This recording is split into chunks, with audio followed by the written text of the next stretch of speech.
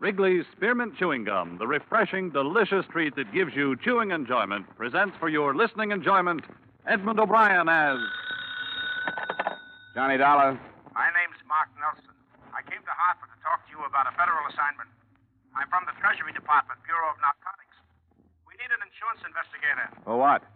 to go to London on a case that has us stopped here. I'm in the Commonwealth Hotel. I'd like to have you come over. Wait a minute. What's insurance got to do with it? Our company took a policy on a few $1,000s worth of trunks en route to London. Somewhere in the load is $500,000 in narcotics.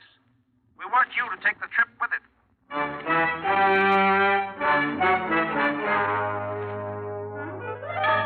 the makers of Wrigley's Spearmint Chewing Gum bring you Edmund O'Brien in another adventure of the man with the action-packed expense account. America's fabulous freelance insurance investigator. Yours truly, Johnny Dollar.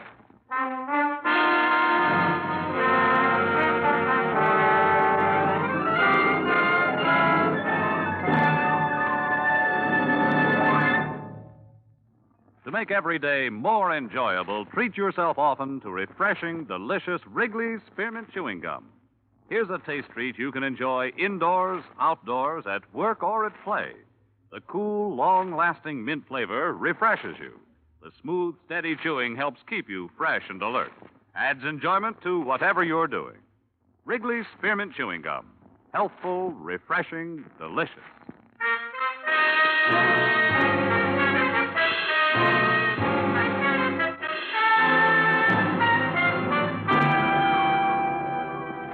Expense account submitted by Special Investigator Johnny Dollar to Treasury Department, Bureau of Narcotics, Washington, D.C. The following is an accounting of my expenditures during investigation of the London matter.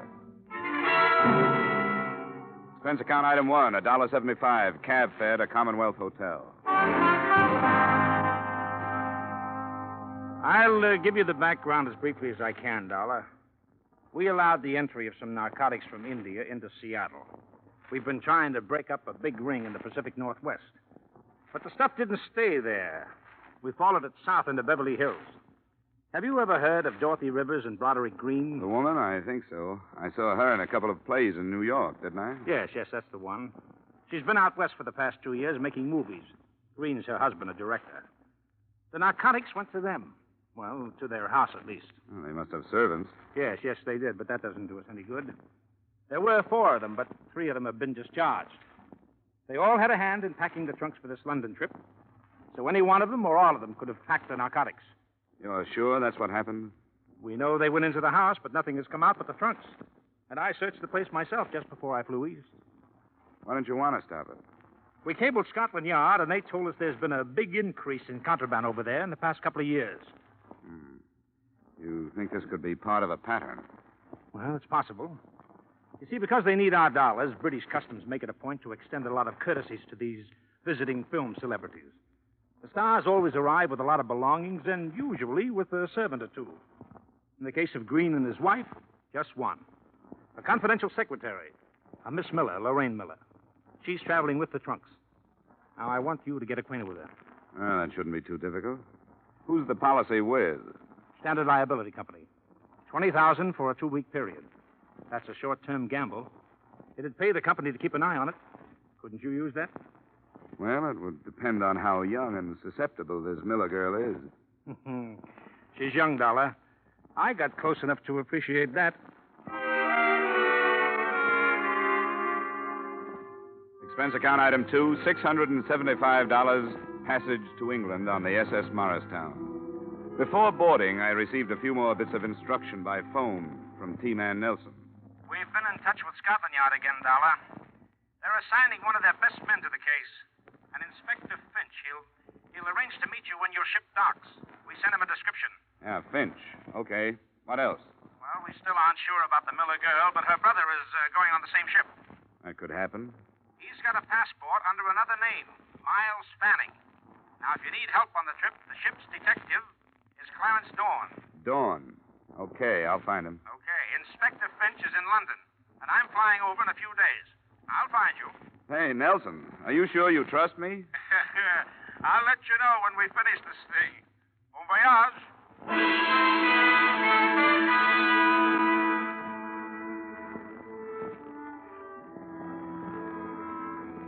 Expense account item 3, $8.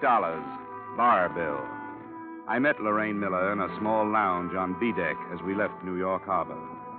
She struck me as being young, all right, but susceptible only when she wanted to be. She had a face that didn't need much makeup and auburn hair that didn't need much messing with. Her hazel eyes were wide-spaced and seemingly candid, but they didn't tell me whether or not she knew who I really was. It must be an exciting job. Travel a lot, meet interesting people. Yes, I once met a pig named Rollo who had eaten a diamond bracelet. Really, Mr. Dollar? Hey, how long are you going to be in England? About a year, I guess. The Greens are going to make a picture with somebody's frozen pounds. It's a smart thing to do, you know. Everybody who is anybody has some frozen pounds. You don't like these people. If it shows, it's because of this martini before lunch. I'm glad you're here. So am I. You traveling alone? Yeah, but that's my line, isn't it? What do you have, a cabin or a suite? A cabin. Then it's my line. I have a suite. I'll go take a nap in the tub, and you meet me there at 5. There's a little bar, and I'll order some things, and we'll be able to get some music on the radio and have dinner there. Oh, I really shouldn't. Hidden away from the rest of the people. Sound of the ocean outside.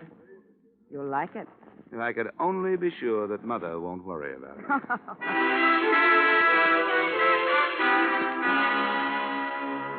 The cocktails were good, and so was the dinner. But the radio was full of static, and, as far as my assignment went, the conversation was unsatisfactory. I learned a lot about Lorraine Miller and a little about the Greens, but none of it tied in with the case. The whole evening made it almost impossible for me to suspect that she could be mixed up with narcotics until the fourth brandy.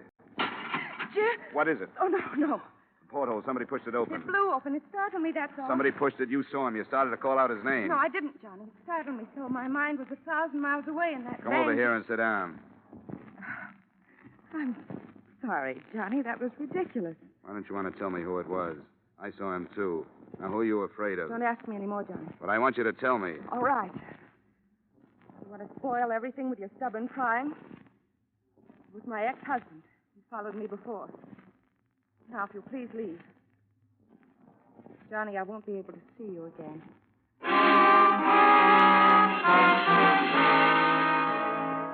Selfishly, I was sorry it had to happen, but it meant progress. I knew it had been her brother outside the porthole, and she was covering up for him. The portly, balding ship's detective, Clarence Dawn, was sporting a well-worn flannel bathrobe and Congress gaiters when he let me into his cabin a half hour later. Well, welcome aboard, Dollar. They told me about you. Yeah, I looked for you up in the ballroom. I never bother with the ballroom the first night out. The con merchants are just picking their marks. The slick gamblers are softening the suckers by letting them win. Nothing you can get your teeth into first night out. Tomorrow I go to work. Sit down, huh? Yeah, thanks. Well, Customs told me you might contact me. Always glad to help if I can. Thank you. There's a passenger aboard named of Miles Fanning. Fanning, huh? I got a duplicate list here somewhere. Oh, yeah. Faggett, Fallon, Fanning. Miles D. Fanning. 22 on secret. Yeah, that's the name.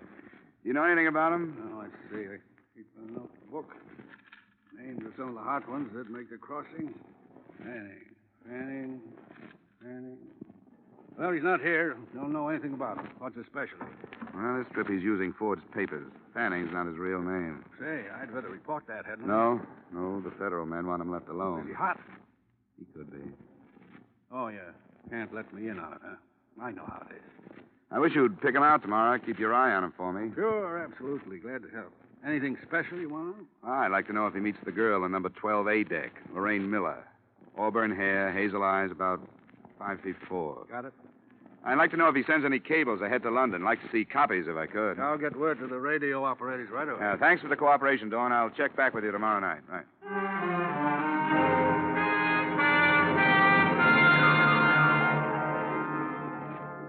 I checked back with him on the following 5 nights, and he had nothing to report. The days and evenings I spent as casually as I could, and never once saw the Miller girl. According to Dawn, she had her meals in a cabin and never left it. Her brother was pointed out to me, and I felt his eyes on me now and then, so I knew he recognized me.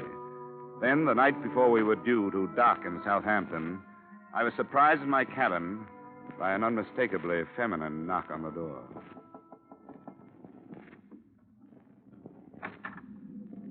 I think I owe you an apology. Well, I didn't expect this. Come on in. Sit down. I'm sorry, Johnny. I wish I hadn't blown up. Why did you? I don't know. I guess because, well, it was hardly the time for an ex-husband to come prowling around. It was too bad. The trip that started out to be a lark, this one has turned into a big flop. Have you enjoyed it? Well, I've met a lot of those interesting people, bridge players, deck tennis players, kind of ask the players, fat old gossips with jewels, drunks, nothing like that. Yes? This is Dawn, Dollar. Yes, Mrs. Johnson. Oh, you can't talk. Yes, that's right. I'll make it short. They met after dinner. Fanning went to the Miller cabin. Oh? I'm awfully sorry, Mrs. Johnson. I couldn't make it tonight. A previous engagement, but thanks for calling. I'll stay on him and see you later. I hope you find somebody. Night. That was one of them. Could I fill in a contract? Mr. Johnson is seasick. We can get together in London, can't we? Yeah, sounds fine. I think we can work it out. I hope so, Johnny. I really do. Now I have to go. I want to get everything packed tonight.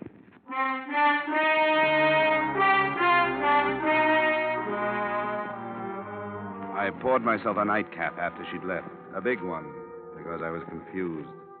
I didn't know why she'd come, or how much she knew about the narcotics, or how much she thought I knew. It was the first drink I'd had in my cabin out of my own bottle, and it was the last. I felt it the minute it was down. There was nothing I could do about it. But it was painless. The ship seemed to roll more heavily, and I pitched forward toward my bunk. After that, the ship could have sunk, and I wouldn't have known about it.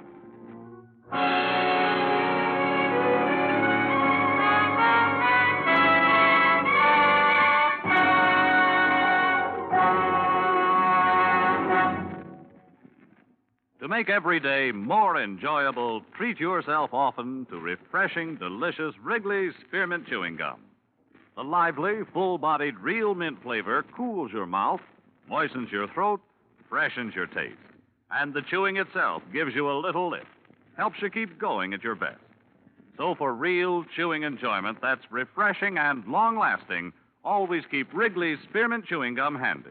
Healthful, delicious Wrigley's Spearmint Gum will make every day more enjoyable. And now, with our star, Edmund O'Brien, we return you to the second act of Yours Truly, Johnny Dollar.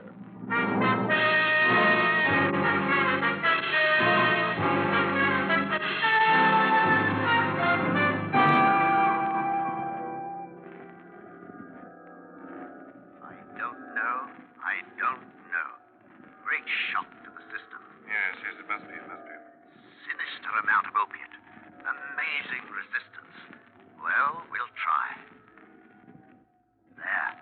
I don't dare give him any more stimulants, Inspector, but this should bring him round. Rather an unpleasant arrival, poor chap. Yes. That did the trick.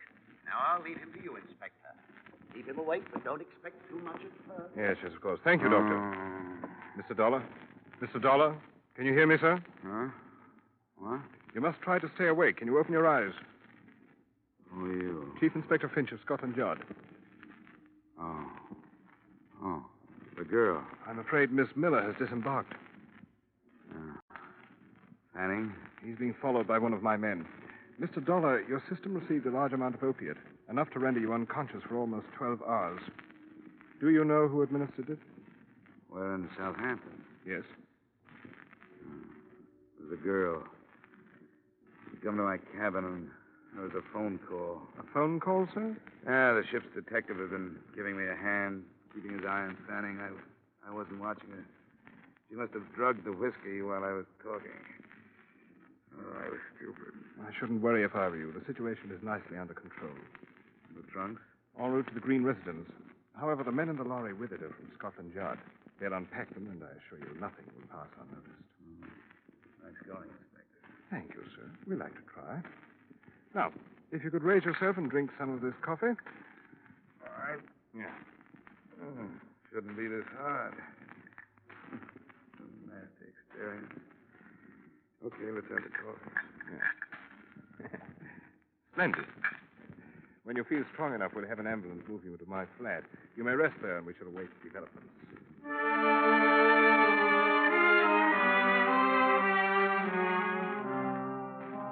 It took a lot of coffee and a lot of time. But by early afternoon, we were in the inspector's flat, waiting for word. It came at 4:30. Yes? Mm-hmm. Huh? Are you quite positive? I see. Very well, Sergeant. Return to the yard. I'll phone you there if I need you. Mr. Dollar, is it possible that an error was committed on the other side, that the narcotics never left there? They didn't find them? No. After meticulous search. Oh, Treasury's not going to make a mistake like that with $500,000 worth. The narcotics left the States, all right. Perhaps they're still on the ship. May have got the wind up since you were aboard and discarded the original plan. Oh, I don't know. I suppose it's a thought. Right. I'll arrange for a search party at once. Inspector, who in London would be able to buy this amount of narcotics? That question had occurred to me. The answer shouldn't be too difficult to find. Perhaps you'd care to accompany me to my office while we try. We rather pride ourselves upon our efficiency.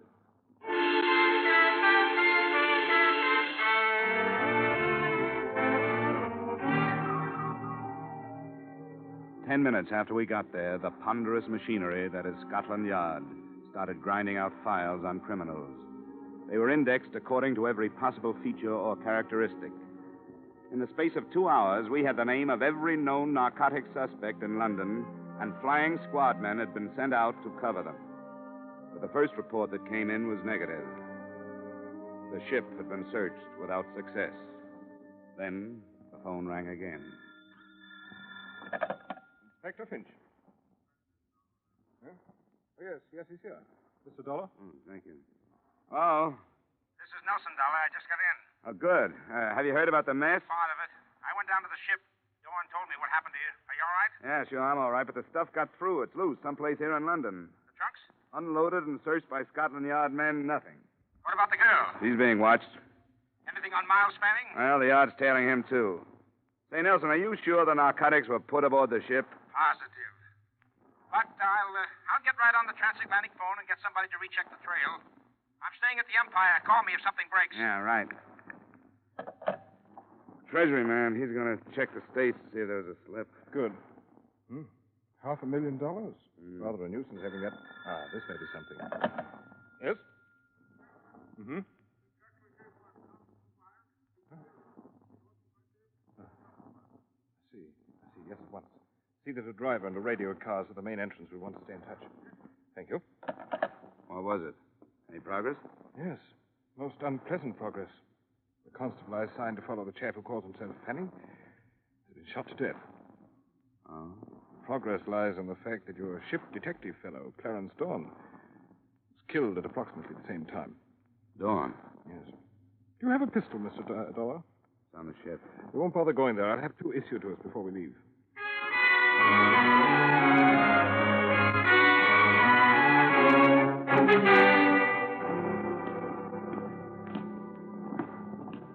I spoke to Constable Wilde before he died, sir. He said he heard shots and ran into the house. By the time he reached the corridor, this Fanning bloke was leaving his room. He tried to stop him. I see. And Fanning? He bolted out the back way, sir. Did he say if he was carrying anything? No, sir. He, hold on a minute. That's what he was trying to say. Port, he said before he died. He was trying to say portmanteau. It's still expensive, Progress. That's the room, sir. Yes. Hey, Constable, hop down to the car like a good chap and ask the sergeant to radio in an addition to the Fanning description. The fact that he's carrying a traveling bag. Yes, sir.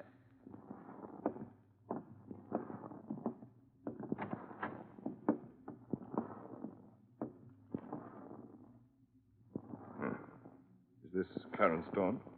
Yeah. And I guess the answer to a few things. Then Dawn carried the contraband here from the ship, quarreled with Fanning over division of the spoils, and was then shot by Fanning, wouldn't you say? Yes, that's exactly what I'd say. Then Fanning's our man. We'll have to find him. Right. Yeah, I'd like to go to the Green place, talk to the Miller girl, Inspector. Of course. Clarence Dawn. You know, I thought... How could I have been so stupid?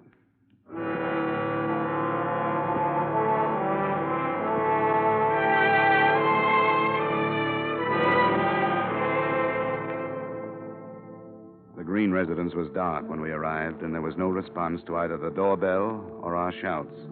We pulled up a few yards, and while we waited, we listened to the nervous talk between the radio cars that were combing the city for the man we called Fanning. A man answering the Fanning description has been reported in the square. Request flying squad men to search the building. That's 3.5 hours we've been here. Must be 1 million men in London who answer his description. And so we shall have to question 1 million men. 47Y, 47Y to 14B. Are you still in Charing Cross Road? Over. 14B, 14B here. Still in Charing Cross Road, over. 47Y to 14B. Investigate 1936 Bentley crossing into your section. 1936 Bentley. Close coupled sedan. Black. Registration GY4110. GY4110. Acknowledge. Over. Cut it, Sergeant. Cut it. 14B acknowledging. Sergeant. Registration GY4110. Switch off the receiver. Oh, yes, sir. There's a car. Looks like it's stopping. It's a taxi. There she is. Come on, Inspector. But let me do the talking, will you? Right you are.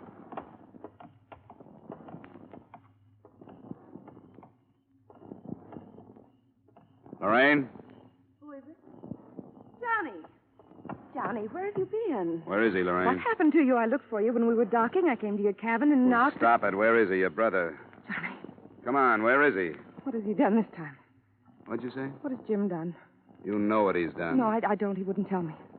After everything that's happened, after you've lied to protect him, you're asking me to believe that you didn't know what he was doing?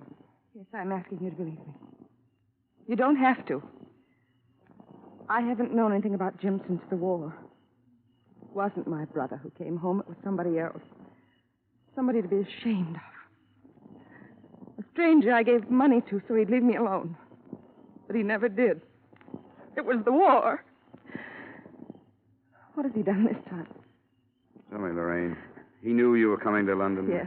You saw him while you were getting ready to leave? He needed money. I hired him to help with the packing. Where is he, Lorraine? I've got a right to know what he's If done. you're telling the truth, it doesn't make any difference. The man's a criminal. He has to be taken. Now, I want you to tell me where he is. He's not my brother anymore, so it doesn't matter. He's going to Tangiers. How, on a ship or a plane? A ship. Which one? I don't know. He's leaving at 9 a.m.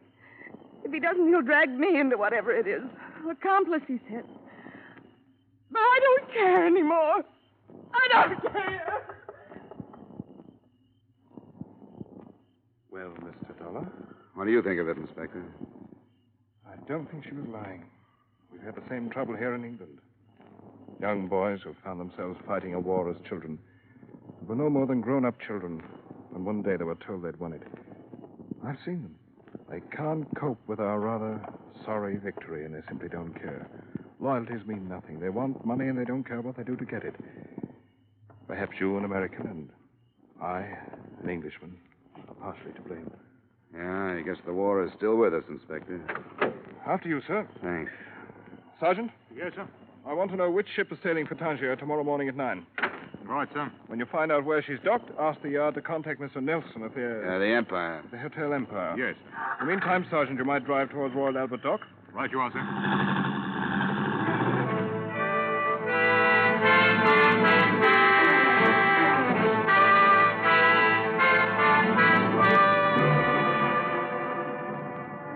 The ship turned out to be the city of Bombay. Before we drew to a stop at Royal Albert Dock, we passed through what must have been half of the mobile police force of London.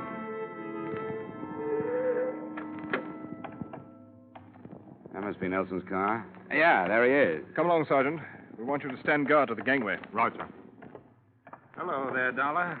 I was beginning to wonder if you'd ever get here. It's only been 10 minutes, Nelson. This is Inspector Finch at Scotland Yard. Pleasure, sir. How do you do?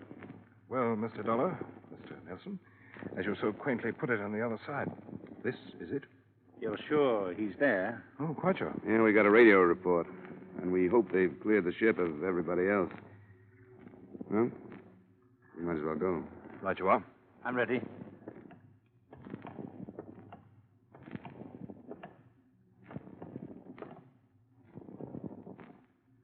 Mr. Dollar? It's up to you. Thanks. You there. Is Mr. Fanning aboard? Aye, he's aboard. Stay Stay here, Sergeant. Right there. You received word from Scotland Yard? I did. Then you'll allow us to come aboard after him? You can come aboard.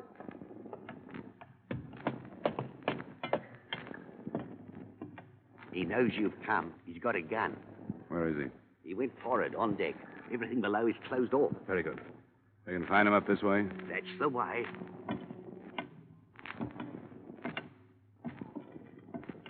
There's a winch up forward. Good protection.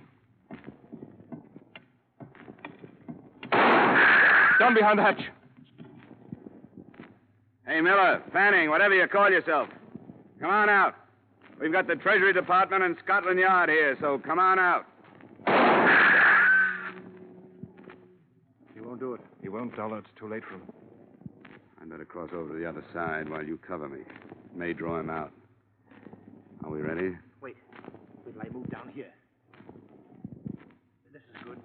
Good luck, Inspector. Use your head, Miller. Come on out. There he goes. Toward the bow. Don't let him get over.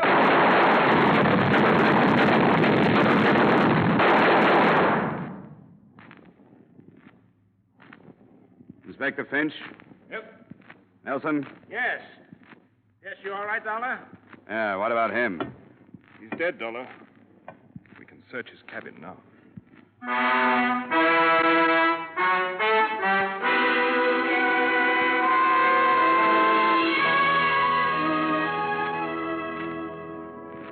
The traveling bag with its $500,000 contents was just inside Fanning's door. Expense account item 4, same as item 2. Transportation back to the States and Hartford. I saw Lorraine Miller once before I left. And I made her a promise I hope Inspector Finch will be able to keep. That only the name Fanning would make the official records in the front page, because the name Miller had already gotten more than it deserved. Expense account total, $1,580.20. Yours truly, Johnny Dollar.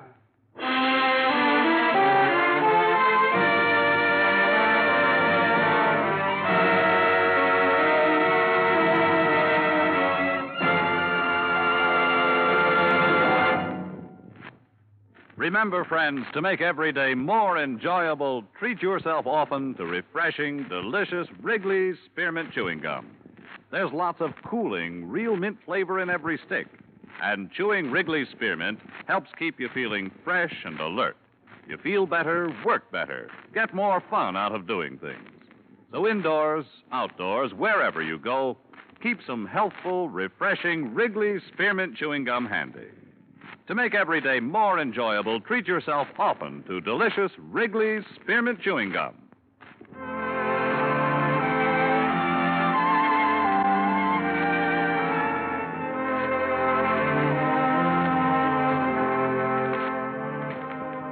Yours truly, Johnny Dollar, brought to you by Wrigley's Spearmint Gum, stars Edmund O'Brien in the title role, and is written by Gil Dowd and David Ellis, with music composed and conducted by Leith Stevens.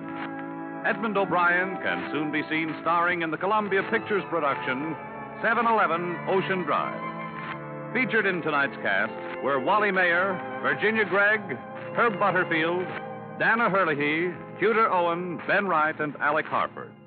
Yours truly, Johnny Dollar, is produced and directed by Jaime Del Valle.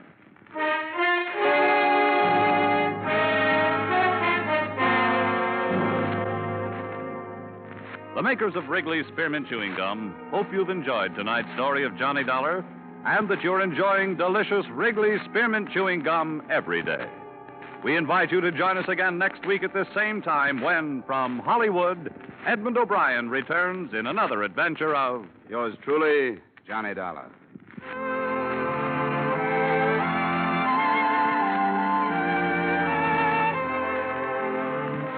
Bob Stevenson speaking. This is CBS, the Columbia Broadcasting System.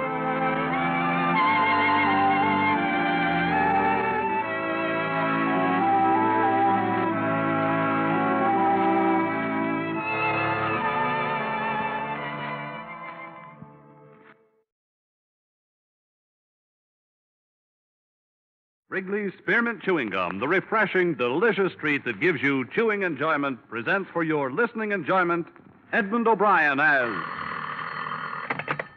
Johnny Dollar. Frank Gaber at Monarch Life, Johnny. You free for about a week? What's the deal? The name is James, Mrs. Martin James. She disappeared May 25th. Her husband's a wealthy contractor in the Denver area. What's the policy price? $200,000.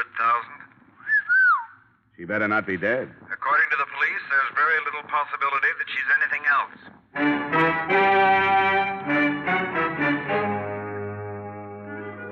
The makers of Wrigley's Spearmint Chewing Gum bring you Edmund O'Brien in another adventure of the man with the action-packed expense account. America's fabulous freelance insurance investigator. Yours truly, Johnny Dollar.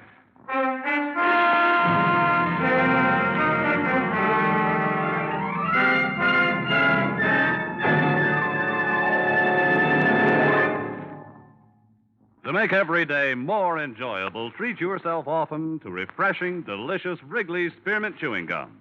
Here's a taste treat you can enjoy indoors, outdoors, at work, or at play. The cool, long-lasting mint flavor refreshes you. The smooth, steady chewing helps keep you fresh and alert. Adds enjoyment to whatever you're doing. Wrigley's Spearmint Chewing Gum. Healthful, refreshing, delicious.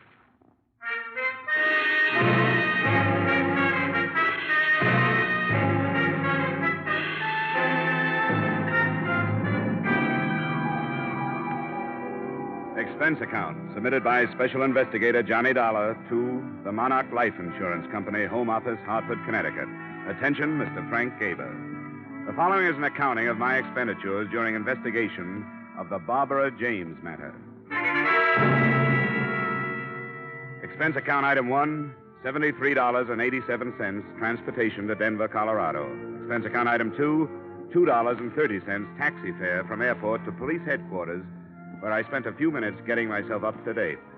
Detective Lieutenant Harrison locked his hands in back of his head, leaned back in a swivel chair, and filled me in on the meager facts. And a swimming pool. He must have loved her. Well, he could afford it. And tennis courts, anything to hang on to her. See, Dollar, he's one of these silly old fools dreaming of a sparkling youth. What about his wife? She was 28. I got a picture of her here. Now, would somebody like this be interested in a 50-year-old baldy with a paunch? For money? She was originally. But when she got all the money she wanted, she started cavorting. It's my guess that's what happened. Oh, what am I saying? My guess. That's what did happen. Up till the time she disappeared, anyhow. Married long? 3 years. No children. Her first husband was under contract to one of the movie studios. He lost his contract, went to New York to starve a while, found he had no wife when he got back to Hollywood. Don't tell me. James met his wife in Reno. Reno it was. He had just let go of something his own age. Wanted a little romance before he died. 6 weeks ago, he called up the department and said she was missing. In the last 6 weeks, he's aged 10 years.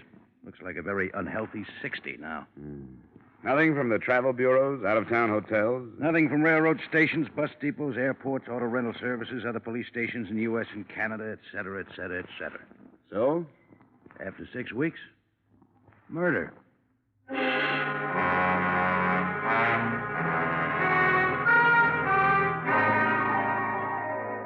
Expense account item 3, $1.50 taxi fare to the lush mansion of Mr. Martin James. On the way over, partly for pleasure, partly for business, I studied the glamour photo of the missing girl. She was standing beside a swimming pool in a bathing suit, smiling at whoever was taking the picture. She was quite a girl. The James place was a colonial-style museum piece up on a hill overlooking the city. A pretty young thing in a nurse's uniform met me at the door, took my name, and disappeared behind 2 high oak doors. In a moment, she was back. She ushered me into Mr. Martin James. Mr. James looked very old. His legs were wrapped in a patch quilt. One hand clutched the collar of his bathrobe about his throat. The other hand held a glass of milk. How do you do? Sit down, won't you? Oh, thank you, Martha. That'll be all. I know your suspicions, Mr. Dollar. My answer is no. I'm not at all sure she hasn't run off with a younger man. But all the ticket officers show... She'd use another name. Very possibly. You see, Mr. Dollar, Barbara married me for my money. I married her for her youth and her beauty. It was a decent enough arrangement until she became dissatisfied. Yes, I suppose I was a fool. Then you think she left you? If I ever allowed myself to really believe that, I wouldn't want to live. I can stand the news that she's ill, oh, yes, or even that she's dead, but not that she's left me. And I sit here day after day telling myself that maybe, in a small way, she loved me. And what do you think did happen to her? I don't know, but she would have sent me some notification, postcard, anything. You know, there was a strain of sweetness in there. She found it very difficult to be unkind. Oh, she had a conscience, Mr. Dollar. Tell me, how did you discover she was missing? Well, I came home one night. She said she was going out. We had a quarrel. It was the only time I ever raised my voice to her. She stormed out of the house, didn't even take any of her things. You know any of her close friends who've left town? No, I don't. But, of course, I didn't know all of her close friends. I suppose not. Well, Mr. James, can you suggest any of her friends that I might start with? No, Mr. Dollar. Although I suppose Bennett would be as good as any. Who's Bennett? Oh, he runs the Yellow Bird Cafe, a nightclub downtown. I always had the idea he was number one on the list. The Yellow Bird Cafe. Well, thanks, Mr. James. If I hear anything new, I'll let you know. Thank you, Mr. Dollar. Oh, one more thing. Yes? If you find her, and she did leave me, tell her she needn't come back.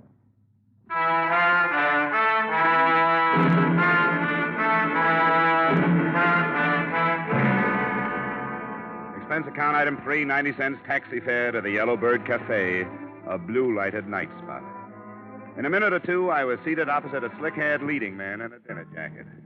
From the size of the bills on his desk, I'd say his wallet was pretty well dressed, too. Don't look at them too long. They'll burn your eyes out. Must be awful to have to rake all that off the lawn every morning. Oh, I just wanted to impress you. That's a whole week's take. Denver isn't what I call a good club town. My place in Frisco does much better. The only town worse than Denver for club trade is Cleveland. Cleveland pulls in the gutters at 6 p.m. Well, I'll keep that in mind if I ever get the urge to open up a clip joint. I'm here about Barbara James. It's funny how that name keeps cropping up. I suppose it'll keep cropping up until somebody finds her. You have any ideas? Sure, lots of ideas. She could have crossed against the light, fallen into the Great Divide, thumbed her way to Hungary. You're a comedian. Oh, now, look, Dollar. I'll tell you what I told the lieutenant. I don't know anything about it, and if you insurance rubes had any brains, you'd check with the cops first before making fools out of yourself. You saw quite a bit of her. Saw, that's right, saw. That was a long time ago. Listen, guy, I got a book in my pocket with names of girls who make Barbara James look silly. Now, why should I take away an old man's child bride? That's not the way I heard it. All right, for laughs, sure, I used to take her out. She was lonely. She used to come in here and sit alone at a table. I had nothing else to do. We'd dance. I'd buy her a few drinks. That was it. She gave you the brush, Bennett. Oh, yeah, sure. You don't like to be given the brush. Anytime I can't hang on to a dame like Barbara. She gave you the brush and you didn't like it. All right! All right, Dollar, she gave me the brush. I took that girl and gave her a new life. She was stuck with that old guy up there on the hill. She poured out her heart to me. Told me how it was to live up there. Well, I listened to all that. Listened like I was interested. And she turned around and kicked me. Who'd you run off with? I should remember. Your cooperation would be appreciated. Oh, get out of here. I'm busy. Thanks. You've been a big help. I hope you find her. Dead.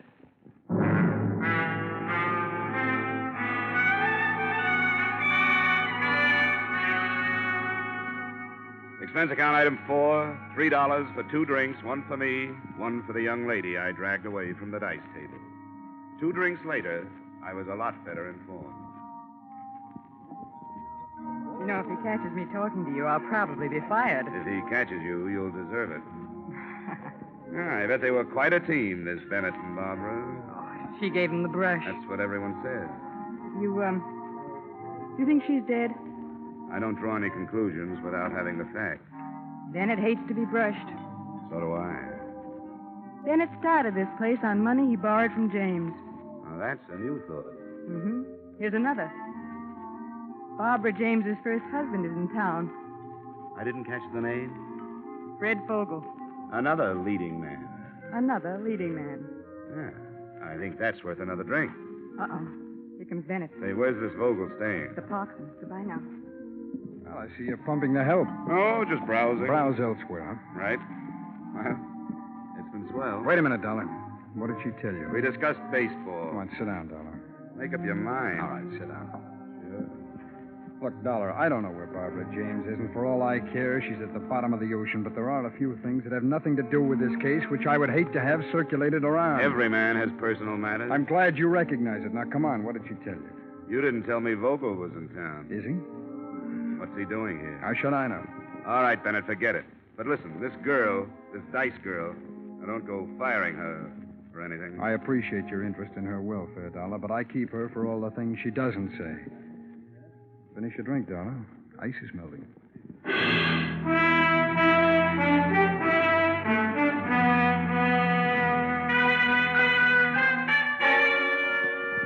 I walked to the Parkson and asked the desk clerk for Mr. Fred Vogel. He was out. I waited an hour. At 3 a.m., he came in, slightly tipsy. He got his key and went upstairs. I followed in the elevator. When I got out on his floor, he tossed me a curious glance, but that was all.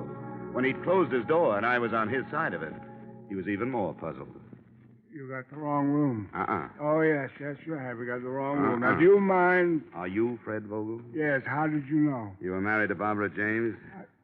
That's right. Well, come on, sit down. Let's have a talk. Now, look, I like to talk, but it's 1 o'clock. 3 o'clock. Well, you see, it's even later then. How about tomorrow? Well, I like to work at night. I'm with an insurance company. We're trying to locate your ex-wife. I haven't seen her in 3 years. No, 4. No, 3.5 years.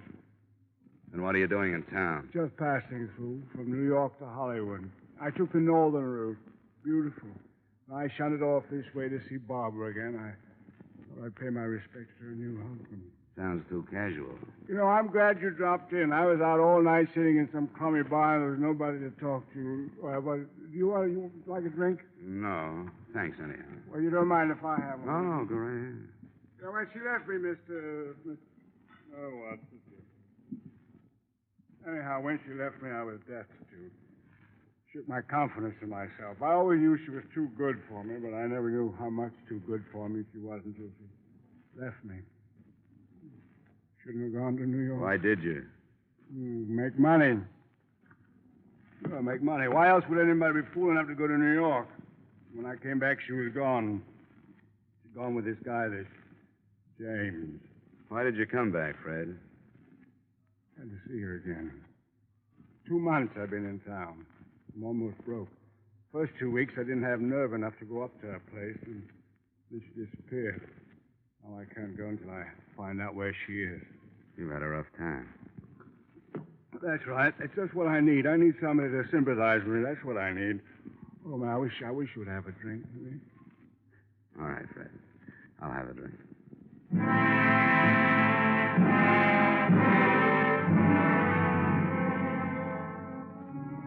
I went home at 5 and slept till 11. The only reason I woke up then was because somebody was ringing a telephone in my ears.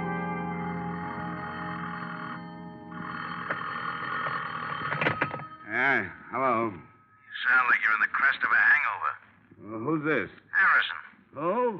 I'm with the police department. Oh, sure. Yeah, what's up, Harrison? Did you know that Bennett was one of Barbara James' favorite people at one time? Yeah. Well, there's a girl named Dorothy, a Dice girl. Yeah, very nice. Dice. D-I-C-E, Dice girl. Oh, yeah, Dice girl. We found her this morning on the highway. 4 bullets too late.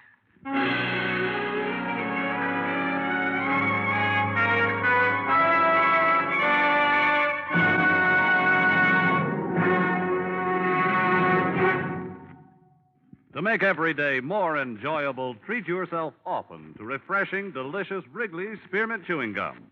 The lively, full-bodied, real mint flavor cools your mouth, moistens your throat, freshens your taste. And the chewing itself gives you a little lift, helps you keep going at your best. So for real chewing enjoyment that's refreshing and long-lasting, always keep Wrigley's Spearmint Chewing Gum handy. Healthful, delicious Wrigley's Spearmint Gum will make every day more enjoyable. And now, with our star, Edmund O'Brien, we return you to the second act of Yours Truly, Johnny Dollar.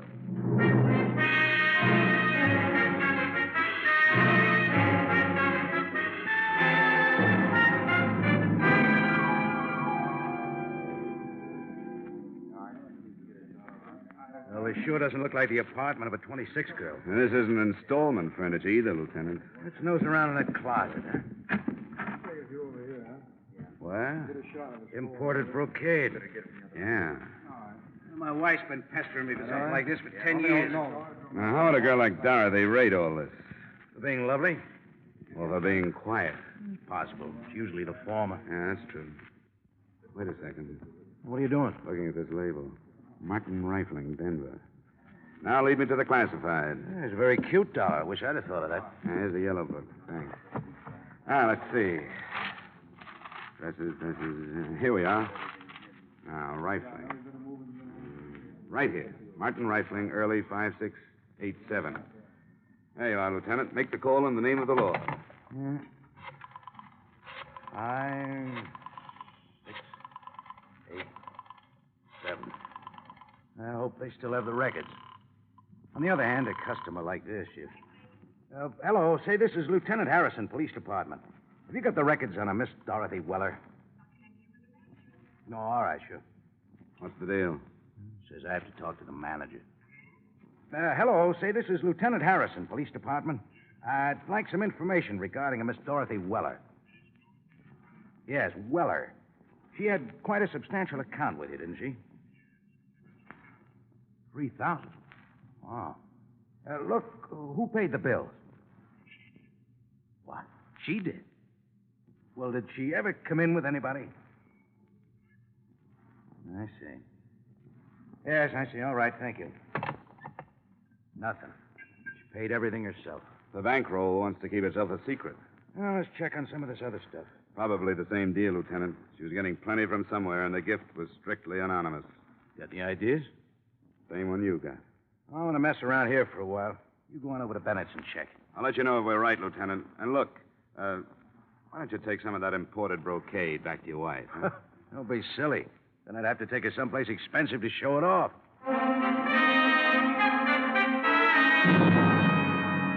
Expense account item 5, $1.30 taxi fare to the Yellowbird Cafe. It was 2 in the afternoon, and the place was quiet as a mausoleum. I went to Bennett's office and tried the door. It opened. Bennett was in his chair, bent over the safe. As I closed the door, he bounced up. Dollar. What do you want? A little information. We came across some bills at a dress shop. Yeah? Yeah, $3,000. Guess whose name was on them. I don't even know what you're talking It was about. Dorothy Weller, that's who I'm talking about. $3,000. Well, she must have come into some money. And now she's dead, and you were the rich uncle. I wouldn't spread those kind of rumors, Dollar. You killed her, Bennett. You killed her because she was bleeding you to death. Prove it. I can, by your bank account. She was your favorite charity. Get out of here. How does it tie in with Barbara James, Bennett? Get out, I said. You don't really want me to get out of here. If I did, I'd go right to the police, and you'd be arrested on suspicion of murder. Now, come on. I want tales. All right. All right, darling. Barbara James never gave me the brush. And how did Dorothy Weller fit in? I sent her with a message to Barbara the night that we were going away. I sent her up there to tell her where to meet me. The night Barbara was killed? Yeah, that's right. The night she was killed. What happened up there? I don't know. Come on, Bennett. I tell you, I don't know. She wouldn't tell me. You paid her enough. Well, not to give me information, to keep things to herself. If anybody ever found out that Barbara and I were going to run away together. So I spread the tale that she'd given me the brush months before. You could be lying, Bennett. Could be, but I'm not. If you're not, it smells of double blackmail. What do you mean? Come on, you're not that stupid. Obviously, Dorothy was playing both ends against the murder. You were supplying cash to keep your name out of the Barbara James guest book. And somebody else was paying her to keep quiet about what happened that night. Who would that be? James? You hit it right on the head, Bennett.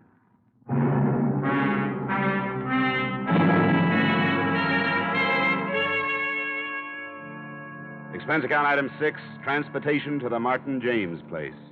I found old Mr. James out by the swimming pool, accumulating a wrinkled tan.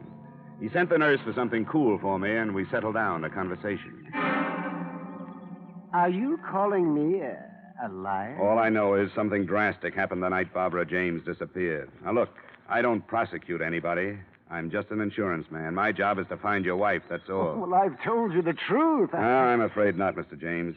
Because it happened something like this. You came home. Barbara was packing. She was there with another girl, a girl named Dorothy Weller. She told you she was running away with Bennett. You had a quarrel. Oh, it's the most You've been ridiculous paying thing. Dorothy Weller plenty to keep that quarrel to herself. Why, that's sheer invention. Investigation, Mr. James. Now, exactly what happened that Oh, night? everything happened exactly as I told it to you. Bennett tells a different story. And it'll have to be Bennett's word against mine. It'll be more than that, Mr. James. Dorothy Weller is dead. Huh? Yes. I see. Now, what happened that night? So we quarreled. Barbara said she was going away with Bennett. I didn't want her to go. She left anyhow. I paid Dorothy Weller a good deal of money, not to mention the quarrel, to the police. What happened to your wife, Mr. James? I don't know. You didn't run away with Bennett. What happened to her, Mr. James? I don't know. You killed her, didn't you? No, You told her no. you'd kill her before you'd let her go. Then she tried to go and you shot her. Oh, no, that's a lie. Well, Mr. James, it's only a matter of time. Don't admit anything now. You don't have to. The only witness is dead. But we'll find the body. Oh, thanks for the drink.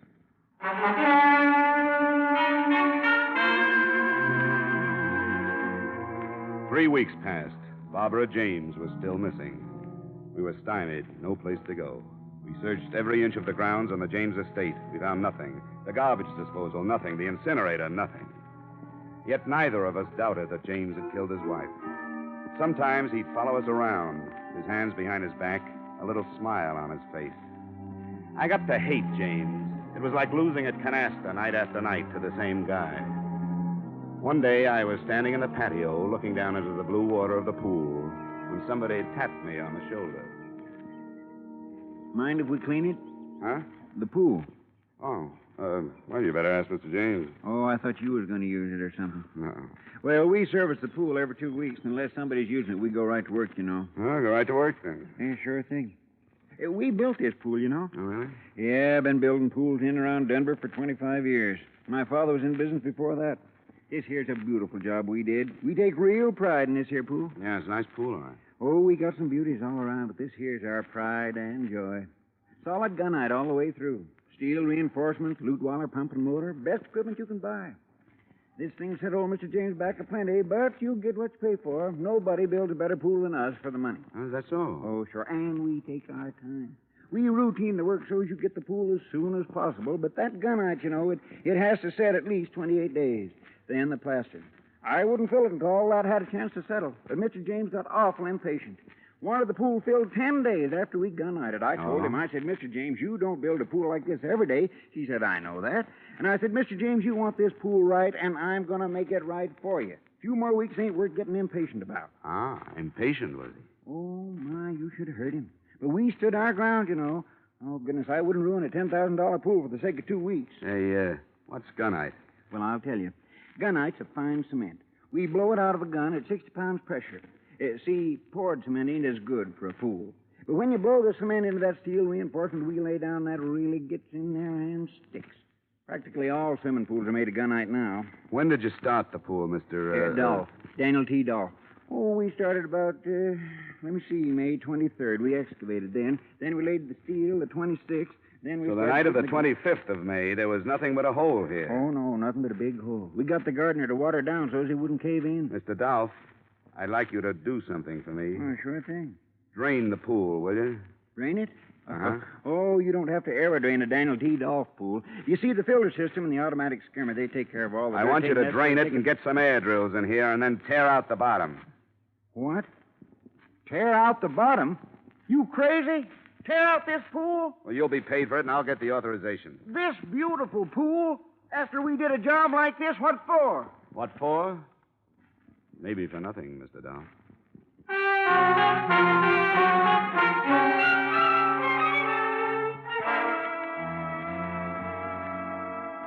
You dig up the pool? That's right, Mr. James. Oh, that's the most outrageous suggestion. I've got a police order. Well, then you and the police department and the company you work for better be prepared to pay the consequences, Mr. Dollar. I'll admit this is a pretty expensive hunch, but it's all right.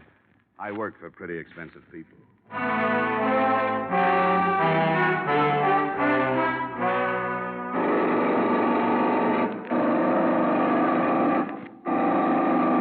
Hope you know what you're doing, Dollar. What?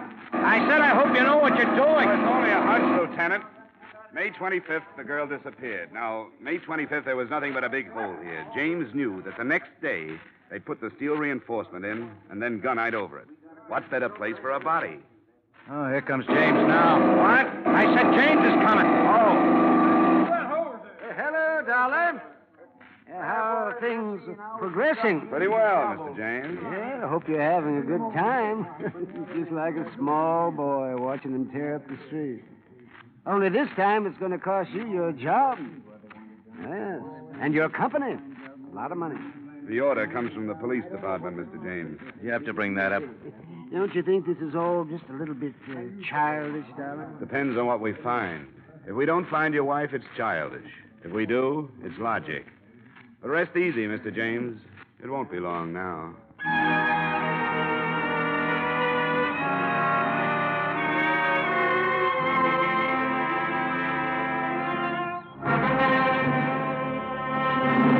Dollar. Yeah, Dolph? I just hit a loose section. Oh, wait a minute. I'm coming down. Come on, Lieutenant. Right behind you. There, right here, Dollar. You see, it shouldn't be this loose. Yeah, give me that shovel.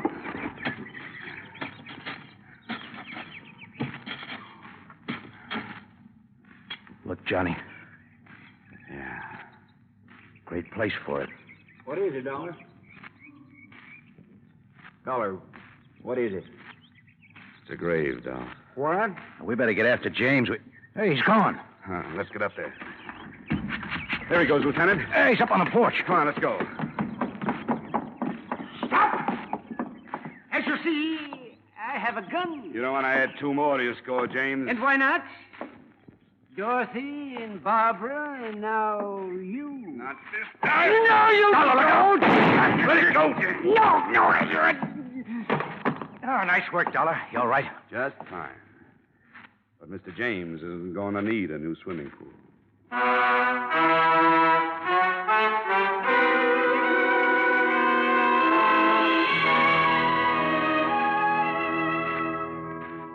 So Mr. Martin James had fashioned his wife's tomb, a foot of loam and quarter-inch steel mesh, 4 inches of cement, and 8.5 feet of water. A good tomb made to last a lifetime. But unfortunately, it wasn't quite deep enough. Expense account item 9, same as item 1, $73.87, transportation, Denver, Colorado to Hartford.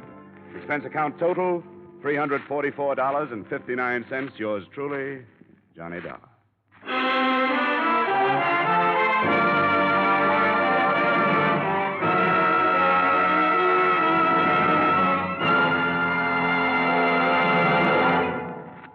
Remember, friends, to make every day more enjoyable, treat yourself often to refreshing, delicious Wrigley Spearmint Chewing Gum.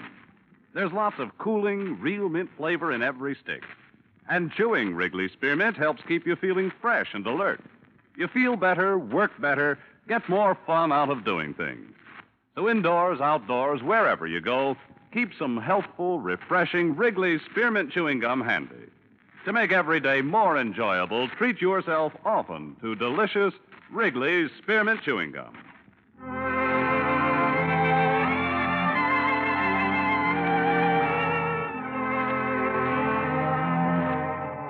Yours truly, Johnny Dollar, brought to you by Wrigley's Spearmint Gum, stars Edmund O'Brien in the title role, and is written by Gil Dowd and David Ellis with music composed and conducted by Leith Stevens. Edmund O'Brien can soon be seen starring in Columbia Pictures' production 711 Ocean Drive. Featured in tonight's cast were Parley Bear, Jack Moyles, Howard McNear, Stacey Harris, Gene Spaulding, and Jay Novello. Yours truly, Johnny Dollar, is produced and directed by Jaime Del Valle.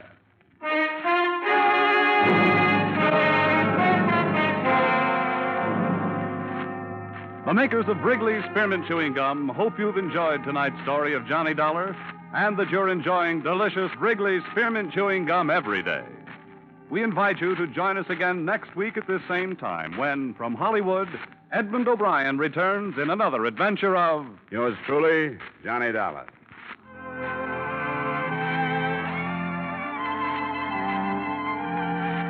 Bob Stevenson speaking.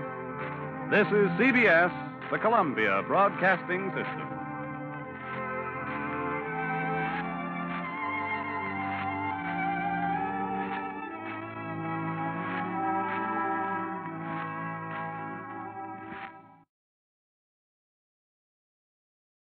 Wrigley's Spearmint Chewing Gum, the refreshing, delicious treat that gives you chewing enjoyment, presents for your listening enjoyment Edmund O'Brien as Johnny Dollar. George Donnelly, Swanson Industrial, Johnny. Afraid we're having engine trouble. Come again? We got a substantial policy on the Belo-Horizonte Railroad in Brazil, both equipment and personnel. It's only a small road, but our losses in the past few months have been extensive. What happened? 4 locomotives piled up in 2 months, 20 dead. We got a pair of conflicting reports. Looks like either insurance fraud or murder. With my luck, George, it's probably both.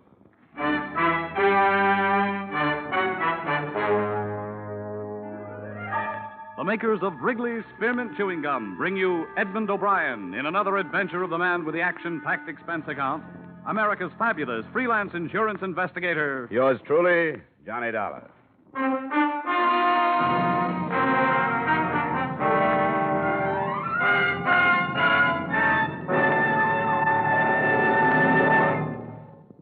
To make every day more enjoyable, treat yourself often to refreshing, delicious Wrigley's Spearmint Chewing Gum.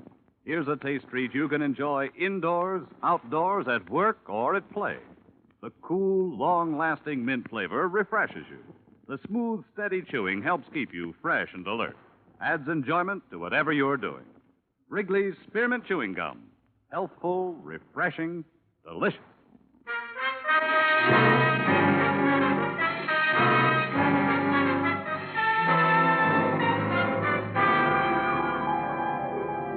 Expense account submitted by Special Investigator Johnny Dollar to Swanson Industrial Insurance Corporation of Hartford. Attention, George Donnelly.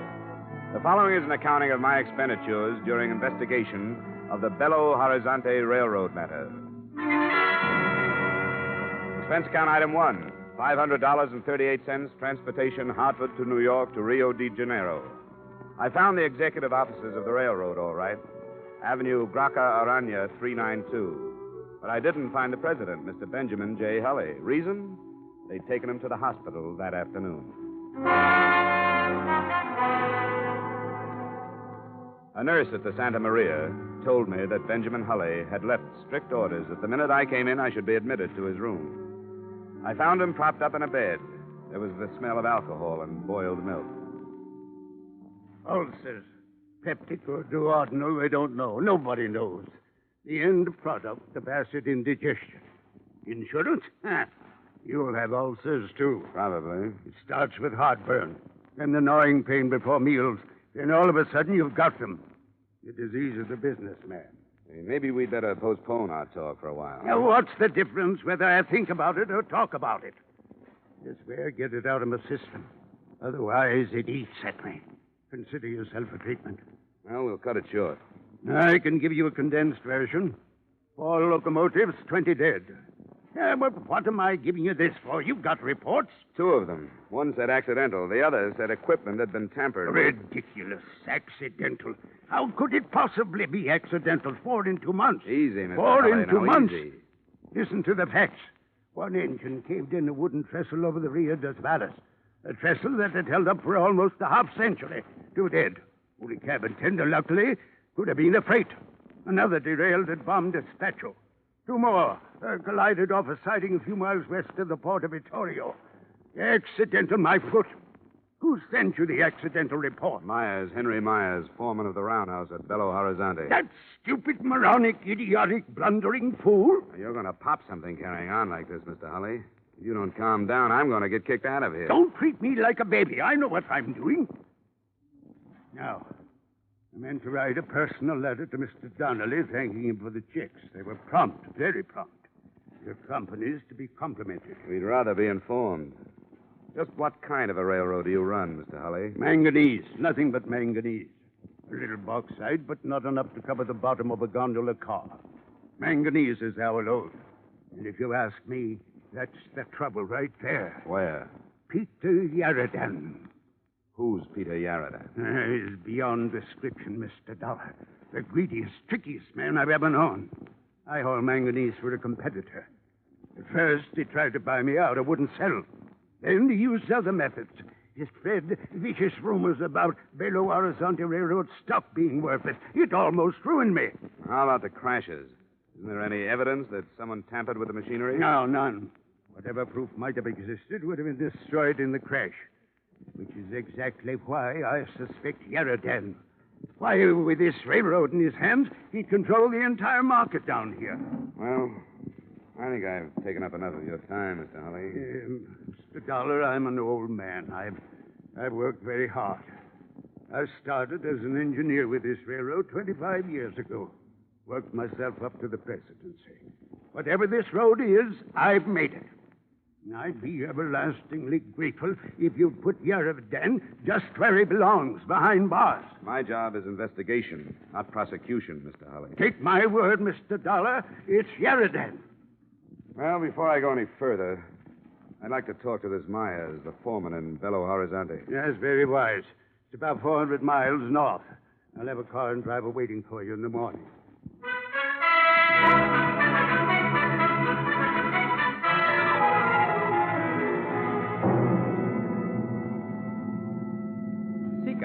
That is what my mother has named me. I do not know why. Perhaps after a pig or a cow. My mother named all her children after animals. It is what you might call nickname. Of course, nicknames are terrible things. They stick to you like paste. You like the way I drive? Ah, you drive swell. Swell? Good, fine, great. Oh, no, not that. The compliments are too much. Maybe fine, perhaps good, but not great. Why you go to Belo-Horizonte, Mr. Dollar? Business? You're silly. You're silly. You think you can keep your business from me? You think you're hiding something in the state of Minas Gerais? You're foolish to try. Then why am I going to Belo-Horizonte? Your name is Johnny Dollar. You investigate people for an insurance company. You are here by the engine crashes. You are going up to see Mr. Myers, who worked for Mr. Holly. You will find nothing. Is that enough? Why did you find out these bits of information? What? Around the town. How do you know I won't find anything? A brilliant mind. A gift of my father, who also had a brilliant mind. Tell me, do I really look like a driver? Why? What are you supposed to be? This is merely a costume. I am in reality a poet, philosopher, a seventh son. Say, can't you make this thing go faster, seventh son? Americans. Through the mountains faster. You're crazy. That is why you make so much money, and that is why Americans have ulcers.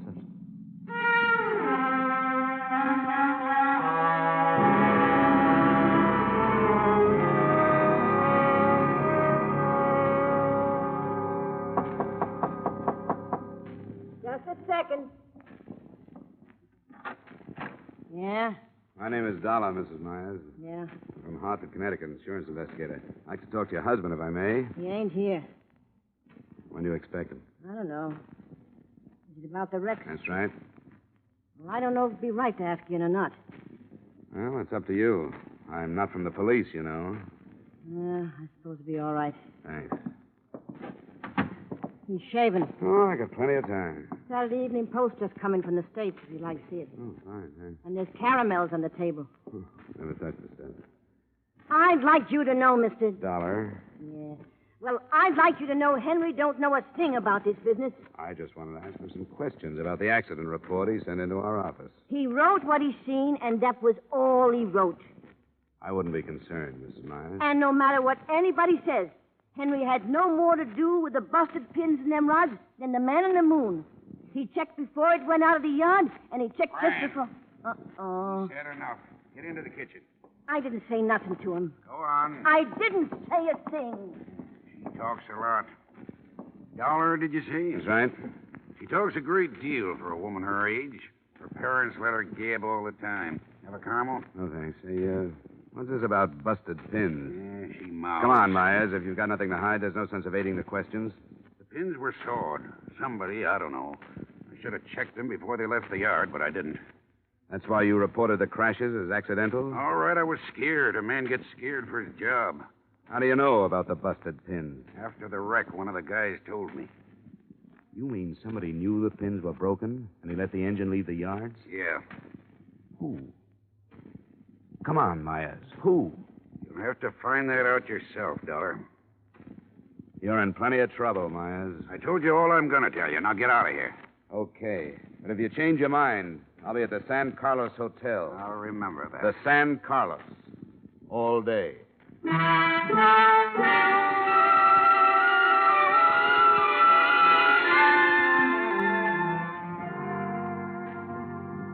If you sit here in your room all day, Mr. Dollar, you do not have the benefit of the sunshine which plays so gently upon the soil. I'm waiting for a call, Seeker.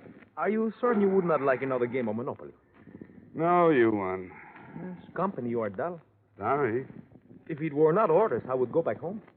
Yeah? If I insulted you, would you fight with me? Oh, too tired. Even if I call you a coward and a thief? Names will never hurt me. Well, if I... Johnny Dollar. This is Henry Myers, Dollar. Be over here in 5 minutes. I'll give you the stuff you want. Don't move, I'll be there.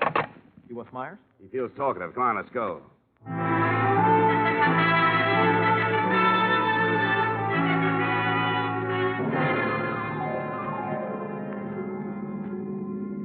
How did you know he would call? I didn't. Then why were you waiting? What else could I do? The American mind. Shrewd. Here. Let me over to the next corner. All right. And pick me up in about a quarter of an hour. No. I'll go in with you. All right, come on then. Do not run so fast. Oh, my ain't Pete. Pooped. Poop, Pete. No answer. Look on the floor. Myers. Looks like somebody had an earlier appointment. He's still breathing. Myers. Who did it, Myers? Vida. Go to their Vida. Their... He's dead. What is Belvita? Don't look at me, Seeker. I don't speak the language. Somebody's coming. It's Mrs. Myers. Come on, Seeker. Oh, hello. What you been doing? Talking to Henry? Don't go in there, Mrs. Myers. Why not? I get poison oak or something? It's my house. Don't, Mrs. Myers. It's your husband. What's the matter with him? He's dead. What? Somebody shot him. Let me in there. Mrs. Myers, please. Henry, I knew they'd do it. I knew they'd get him. I knew it. I knew they'd get him. I knew they'd get him. Mrs. Myers. I knew they'd get him. I knew they'd get him. Who, Mrs. Myers? Who would get him? Yaradan. Wish I'd never heard the name. Yaradan.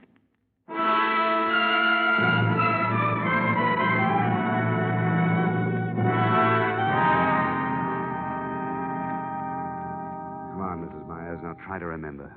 What does the word mean to you? Vervita. Is it a town? I don't know. A mountain? A person? Oh, try, Mrs. Myers. Your husband must have mentioned the word to you sometime. Look, if I remembered, I'd tell you, wouldn't I? Yeah. Well, the police probably secret call about half an hour ago. Come in. Mr. Taylor? Wrong house, Bud. Oh, permit me to refer to my pad. Oh, Dollar? Dollar? That's right. Oh, good. I was sent to pick you up. Oh, really? By whom? No trouble. I am properly armed. The woman and your driver will also come. Better not argue, Mrs. Myers. He's the same one who killed Henry. He must be. Who's your boss, friend? Yaradan, Mr. Dollar. Peter Yaradan.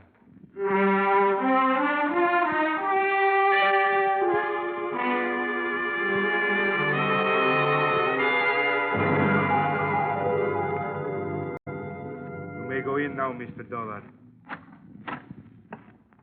How do you do, Mr. Dollar? Mr. Yaradan? Correct. Be seated, please. I will send my man for something cool. No, thanks, but I'm not going to be here long. You have faith in my tolerance, Mr. Dollar. In your intelligence, Mr. Yaradan. A man of your reputation should know better than to play with guns. At times, a man of my reputation has no choice. Careful, Mr. Dollar. Let's get to the point. Very well. I hear that your investigation is not progressing very satisfactorily. I thought perhaps arrest might gain you a new perspective. I doubt it. Tell me, how is dear Mr. Hutt? He's not so good. Oh, shame. He tells so many tales that are untrue. He is lucky to be dying of natural causes. Something I hope I should be spared. Just keep piling up that manganese, Mr. Yaradan, and you won't have to worry. Is Mr. Hulley telling that silly story again? If you mean the one about your wrecking locomotives and spreading false financial rumors, yes. Oh, you don't really believe that nonsense, do you? I'm not paid to believe anything, Mr. Yarradin. I'm like an old hound. I just follow my nose. That is not very complimentary. You can take it for what it's worth. I like you, Dollar. Business-minded, dogged, courage to the point of bravado. You would not consider taking a position with me at, let us say, 3 times your present annual income, would you? Funny way to offer a man a job, Yarradin, with one finger on the trigger. Well, I would prefer to keep our relationship on this plane until I find out your position. I'm afraid we wouldn't get along, Yarradin. You are probably right. And it is such a shame, Mr. Dollar. You could have gotten so much more per hour while you were still alive.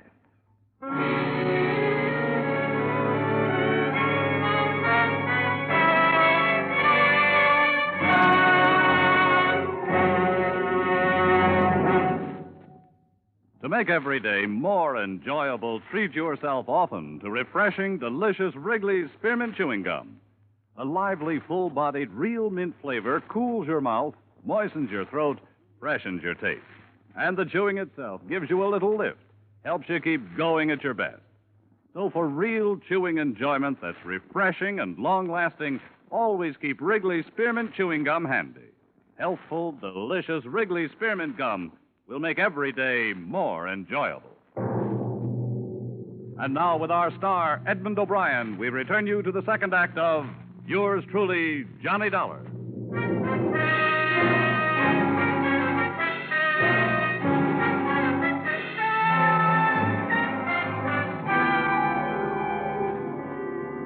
Yarradin smiled, but this was his living room. He wouldn't do it here.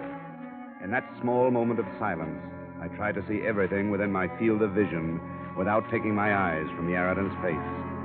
There was the blur of something metal to my right, something that curved toward the ceiling, something a few inches from my hand.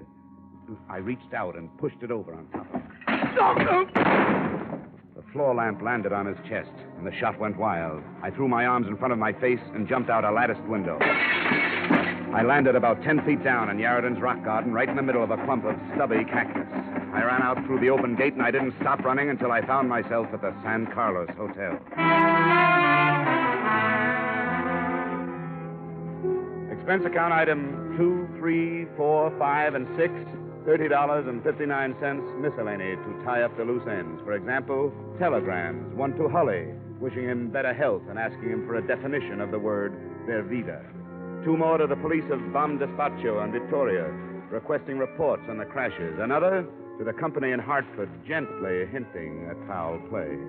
I wrote a full report of my findings, including names, left it with the notary public at the hotel, and ambled casually back to the large house of Peter Yarradin.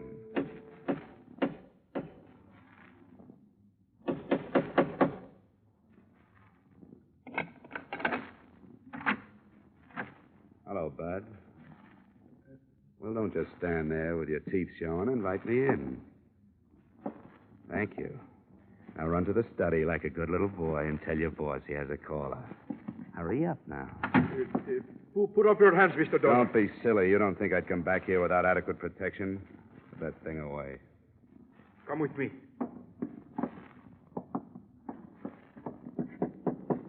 Come in. Mr. Yarradin, it's Mr. Dollar. I'm back. Couldn't leave without getting an apology, Yarradin. This is a surprise seeing you again. All right, Flash, you can go. But, Mr. Yarradin, last time... It is all right. I will be perfectly safe. Yes, sir. I will be at the door. You made a brilliant exit, Mr. Dollar. However, it is a shame I frightened you with my innocent conversation. Fear comes in handy sometimes, Yarradin. It saved my skin a couple of times lately. You have contacted the police? Not about you. You have come alone? Alone. You have a remarkable mind, Dollar. You think I can allow you to leave this house? Not only leave this house, mister, but leave with some information. Marvelous. I filed a full report, complete with names, places, and time of day. If I'm not back to get that report in 2 hours, it goes to the police department. And just where did you file this report, Mr. Dollar? That's the little secret right there. I am holding 2 friends of yours, you know. I know.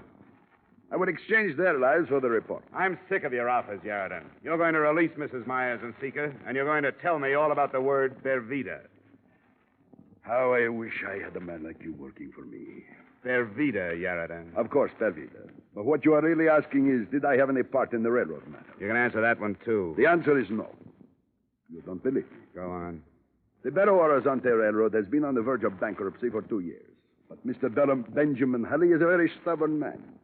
I have offered to buy him out 1,000 times. And he'd rather sell to the devil. I think he would. You see, the manganese fields in the Minas Gerais are owned by a competitor of mine. A small competitor, but a competitor. These fields are very valuable. At the rate of their present exploitation, however, they make little profit. Small operation. Exactly. If I had the fields, I could make them pay, and pay very well. If I owned the railroad, I could boost the freight rates, force my competitor out of business, and take over the fields.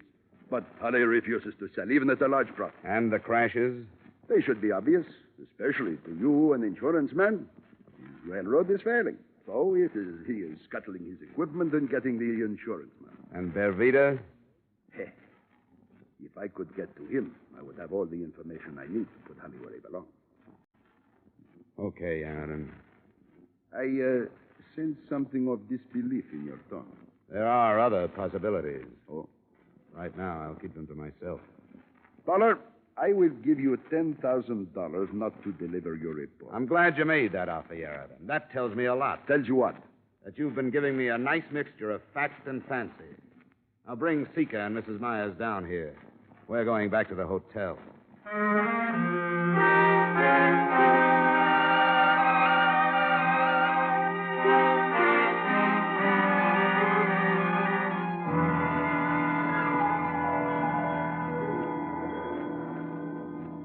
Look, Mrs. Myers, whoever he is, wherever he is, his life's in danger. If you don't trust me, you better find somebody real fast, or Mr. Bervita is going to be dead. Oh, they wouldn't kill him.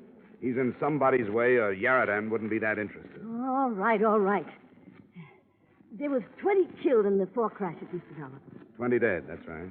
Yeah, and 1 injured. Ah? A survivor. The only witness. Bervita. Yeah, Bervita. Where is he? A small cabin in the mountains. I'm the only one that knows besides Henry, and Henry's dead. Bervita was fireman on one of the engines that crashed near Victoria. He saw somebody pull the hand switch, so the 2 locomotives was on the same track. The engineer put on the brakes, but not quick enough. Bervita jumped. Thanks, Mrs. Myers. I think I'll have the notary mail that report on Yaradan to Hartford for safekeeping. And, Sika, my boy, we're going to pay our respects to Mr. Bervita. You stay here in the hotel, Mrs. Myers. I want to know who killed my husband. I'll give you that information when I get back. I'll contact Rio and have Mr. Hulley's secretary put through an authorization for a locomotive and engineer to take me up. There's a dirt road, Mr. Dollar. Why don't you take a car? No. I think the locomotive is much faster. Sika's right, Mrs. Myers. We'll go by rail. Mr. Dollar. Yeah? Would you mind very much if I stayed here in Belo-Horizonte? Wife and children, you know. Well, I never would have put you down as having a family, Sika. Well, to tell the truth, I don't, but someday I hope to have.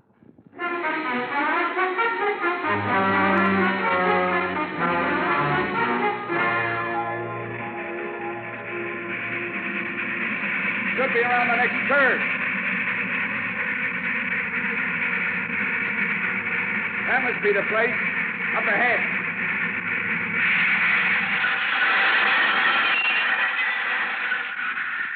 I won't be long. Keep the meter running.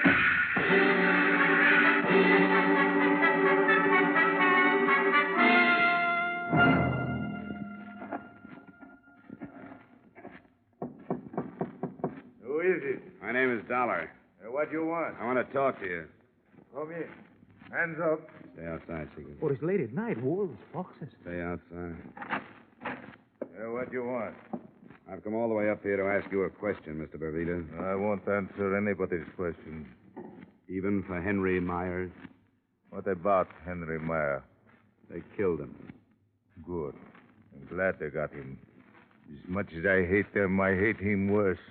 He was the one who sought the wheel pins. I'm glad they got him. And who pulled the switch handle? I'm not answering any questions. Go away. Go away or I shoot. Go away. Look out! Down, Mr. Dollar! Who is it, Sika? It's so dark I could not see. He's running toward the engine. Get that light out. We'll make too good a target at the door. Yes, come this way. He's just guessing, Sika. Yes, but that was a good guess. I could hear it. Come on, Sika. Let's get down to that engine. Oh, I wish I had a gun. I wish you had a gun. I wish one of the 2 of us had a gun. Hey, someone is climbing into the cab. The engine's on a hill. It will not take too long to start. Look, Look, he's dumped the engineer to the ground. The engine is starting. We never get there in time. Stop! Stop! He's going too fast. There's a curve up ahead. Much too fast. Look! It can't make the curve.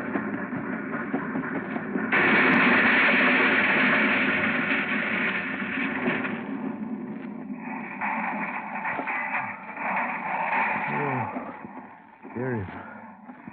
Well, who could it be, Mr. Dollar? Who could it be?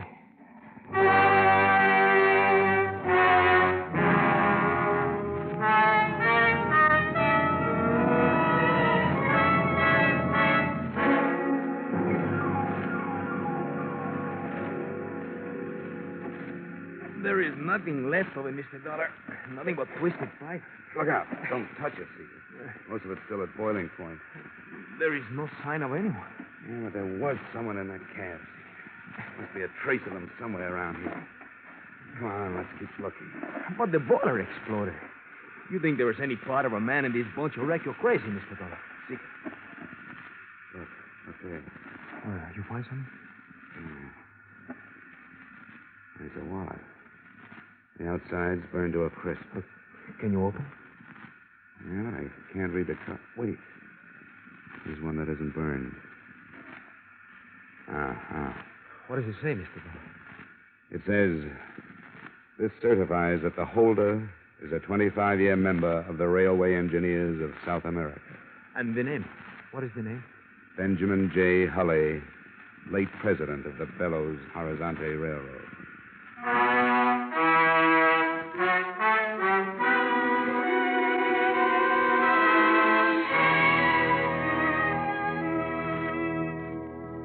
Here's the way it added up. Hulley had come by car. We found it just off the dirt road a mile down from their Vita's shack.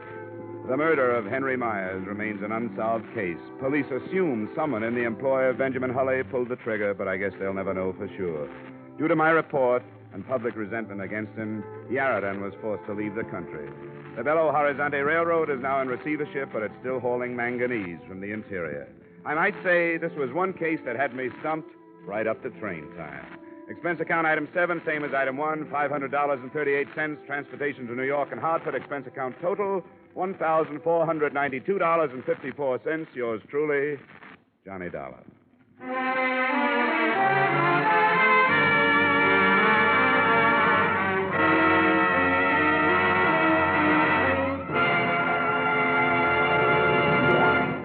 Remember, friends, to make every day more enjoyable, treat yourself often to refreshing, delicious Wrigley's Spearmint Chewing Gum.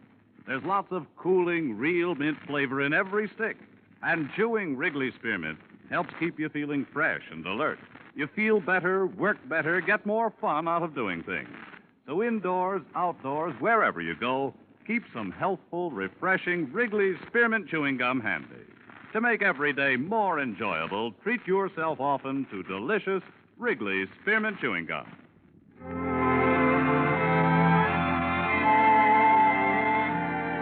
Yours truly, Johnny Dollar, brought to you by Wrigley's Spearmint Gum, stars Edmund O'Brien in the title role and is written by Gil Dowd and David Ellis with music composed and conducted by Leap Stevens. Edmund O'Brien can soon be seen starring in the Columbia Pictures production 711 Ocean Drive. Featured in tonight's cast were Bob Griffin, Francis X. Bushman, Anthony Barrett, Martha Wentworth, Joe Duvall, Jack Crucian, and Ted DeCorsia. Yours truly, Johnny Dollar, is produced and directed by Jaime Del Valle.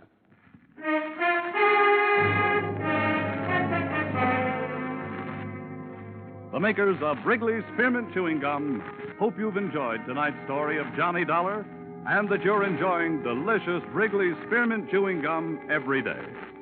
We invite you to join us again next week at the same time when, from Hollywood, Edmund O'Brien returns in another adventure of... Yours truly, Johnny Dollar.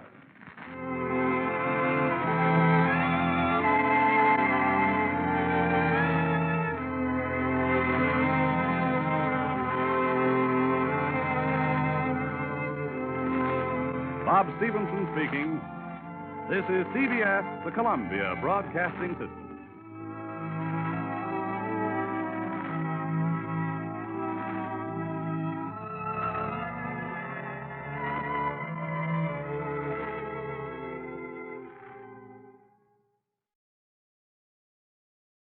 Wrigley's Spearmint Chewing Gum, the refreshing, delicious treat that gives you chewing enjoyment, presents for your listening enjoyment Edmund O'Brien as Johnny Dollar. Are you the insurance detective? That's right. Who's this? Johnny Doe for now. Do you want to crack the Calgary job? What? Calgary Products down in Camden. 300,000 payroll robbery on the first of the month. This isn't my kind of a gag. Try it on somebody else, Wait a minute. This is no gag. Check the Alliance Bonding Company in New York. They've kept it out of the papers. If you're interested, be at this same phone tomorrow night at 10. I'll call you.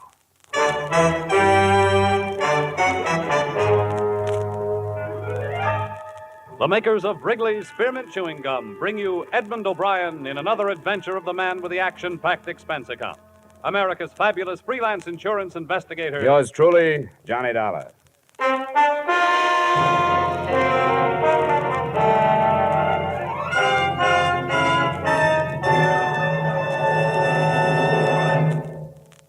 To make every day more enjoyable, treat yourself often to refreshing, delicious Wrigley's Spearmint Chewing Gum. Here's a taste treat you can enjoy indoors, outdoors, at work, or at play. The cool, long-lasting mint flavor refreshes you. The smooth, steady chewing helps keep you fresh and alert.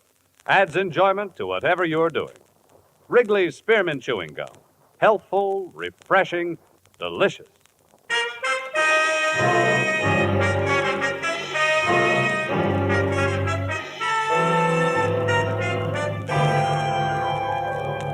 Expense account submitted by Special Investigator Johnny Dollar to Alliance Bonding Company, New York City, New York. The following is an accounting of my expenditures during investigation of the Calgary Matter. Expense account item 1, $10.50 transportation from my Hartford apartment to Alliance's Manhattan office.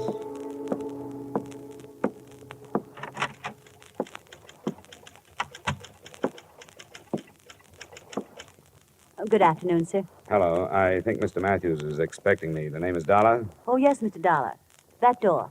Just go right in. Thank you. Yes. All right, Al. That'll be fine. The first bout starts at 8, but we don't care if we miss that. All right, I'll see you then. Sorry, but you can't hurry a son, you know. That's all right. I'm Johnny Dollar, Mr. Matthews. Yes, so I thought. Sit down, won't you? Uh-huh. Yes, sir? I don't want to be interrupted for the next hour, Miss Mills. Yes, sir. Mr. Dollar, do you put any stock in that telephone call? Oh, I haven't any idea. I don't know anything about it. I've done a lot of thinking since you phoned me about it, and of course, there's nothing for us to do except to follow it up. But I can't help wondering if this man isn't a crank of some kind. Well, that's what I thought, too, until you bore him out by telling me there'd been a robbery that had been held from the press. Why has it been kept a secret? Well, all concerned thought it was the best idea, and there's a possibility that the group involved is the same one that carried off the Brink robbery. But any publicity would only give away our hunch that the same gang pulled both jobs. What makes you think the Brink crowd might have pulled this one? Because of the way it was executed. Simple perfection. The knowledge the criminals had of our operations. You see, one of our armored cars was to deliver a cash deposit to the Barton Bank in Camden to cover the Calgary Products payroll. The truck simply didn't arrive. It was found later, wrecked and empty. The driver and the guards? They were found 3 miles away, bound and gagged. Their descriptions matched those at Brink's, masks and so on. Yes, it was perfection. They knew exactly when and where. What do you want me to do? I've talked it over with the rest of the Alliance executives. We want you to follow that call through, but we must insist that you make every effort to maintain the security we have established. Here are the details.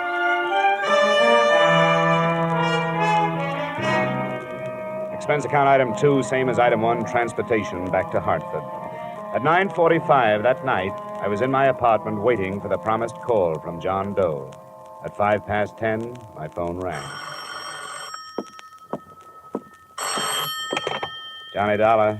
Stanley, 3469. Yes? One moment, please. Philadelphia's calling. Philadelphia. Your call to Hartford is ready. Go ahead, please. Mr. Dollar, Yeah? what did you decide about the Calgary job? Well, what happened to the man I talked with last night? He didn't dare phone you tonight. He was afraid you'd be set up with the police to trace the call. I haven't talked to the police. Don't. If you do, it's all off. He doesn't want to be arrested. He wants to surrender to the New Jersey District Attorney's men. The guy I talked with last night? No, he wasn't involved with Calgary. It was a friend of his. Do you want to talk it over with him? Where? There's a room reserved in the name of Charles Randall at the Brantford Hotel in Bridgeport. Check into it between 7 and 8 tomorrow night. Sign the register, Charles Randall, 7458 Walnut Drive, Boston. Look, why doesn't he just take my address and come over here? He can't. Why not? Brantford Hotel, Bridgeport. If you're interested, be there.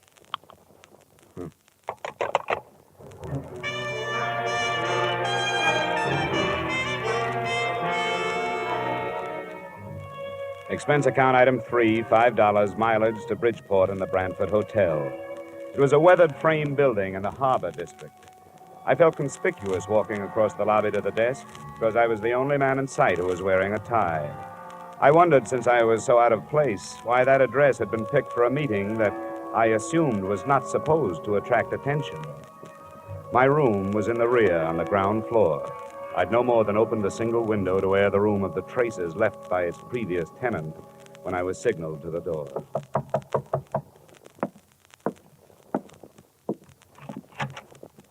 Dollar? Yeah. Let me come in. You got a driver's license or something? Better than that. A private operative's license. Here you are. Thanks. I recognized your voice, but I thought I'd better make sure. Come on, we're going someplace else. Why? Because I'm not sure you weren't followed here. But I'll be sure we aren't going to be followed where we're going. I don't like it. It must be this way. You've got to believe me. He has to be careful. He doesn't want to get killed. What's the matter? The gang busting up? Come on. What started the trouble? Splitting the loot? Dollar. Don't bother with me. I can't tell you anything because I don't know anything. Believe me, I'm only doing this to help him out. You don't have to come if you don't want to. Where do we go? You won't be coming back here. Don't leave anything but the keys to your car. Somebody will drive it out. Do you know where I parked it? It's the green coupe, isn't it? Yeah. He knows. Not through the lobby. There's a rear door. My car is parked just outside.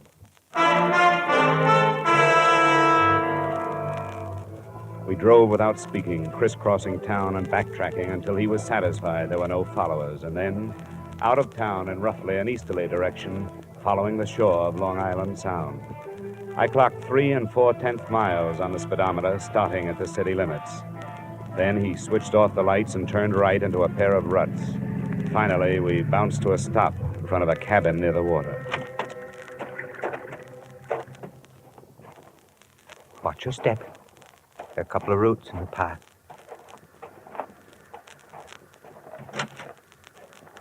Did he come? He's here. Good. You wait in the car, will you? I don't think it'll take long. The first thing that impressed me as I walked past her into the single room was her youth. She didn't look much over 20. In spite of rather nondescript short brown hair and a band of freckles across an Irish nose, she was attractive. She was very small, and her violet eyes were very frightened. I'm glad you've come. Where's the man I've come after? He left. He decided at the last minute that it would be better if he didn't meet you tonight. Look, I've had enough. I don't play this way. I don't like to be made a fool of. But you aren't. Please be patient with us. I've been patient, and all I've gotten for it is some vague phone calls, pointless instructions, and a meeting in a crummy hotel that's right out of Dime Detective. I've had enough. Please help us. How can I help you when you don't give me anything? I don't know anything. And how can I help somebody who runs away? As far as I know, he doesn't even exist. I'll show you.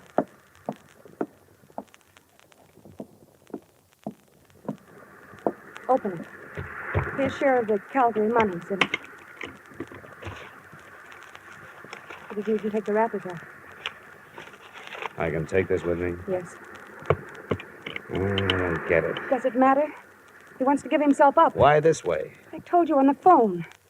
He doesn't want to be arrested in this state. He wants to go directly to the district attorney's office in New Jersey where the robbery was committed. He'll turn state's witness? Yes, but he has a demand. Promise of immunity. It won't work. Any promise like that destroys the value of testimony. Might even bar it from the trial. It's been done. It's never promised. You'll have to take his chances on that. It doesn't have to be public. You can try, can't you? Sure, I can try it, but I won't get it. Anything else? Yes. He wants to be placed in protective custody until after the trial. How many other men were in on the job? He wouldn't tell me. I can't tell you anymore. Will you go to New Jersey? I'll have to have 2 days. I may not be able to see anybody tomorrow. All right. You'll call your Hartford number both nights at 10. You'll have to go now. Please do your best.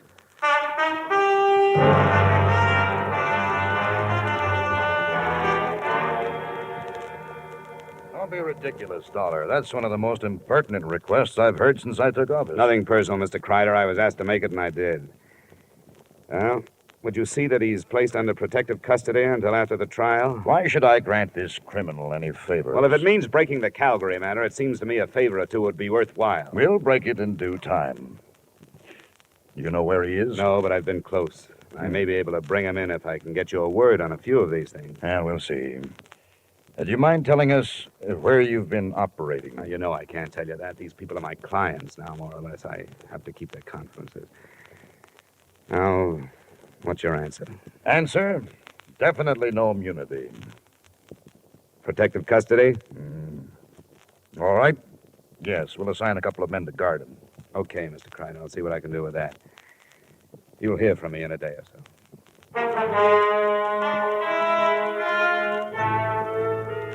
Expense account items 4 and 5, $40 traveled from New Haven to Trenton, New Jersey, and from Trenton back to Hartford. I reached home too late for the phone call that first night, but it came the next, promptly at 10, from Boston this time.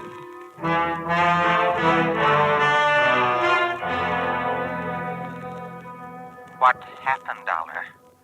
How did you make out? No worse than I expected to. Protection, but no immunity. Oh, that's not so good. They weren't too happy with the situation. I think because they want to make an arrest themselves. Were you followed? Yeah, 2 men.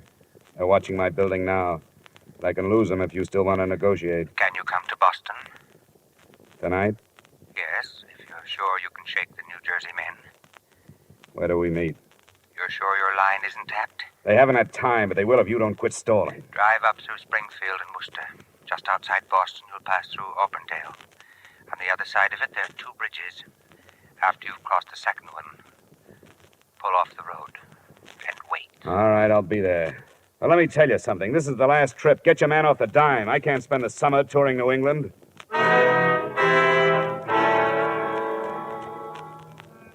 I slipped out of Hartford, found the second bridge beyond Auburndale, pulled off the road, and sat there, listening to the night. I sat there for an hour before anything happened.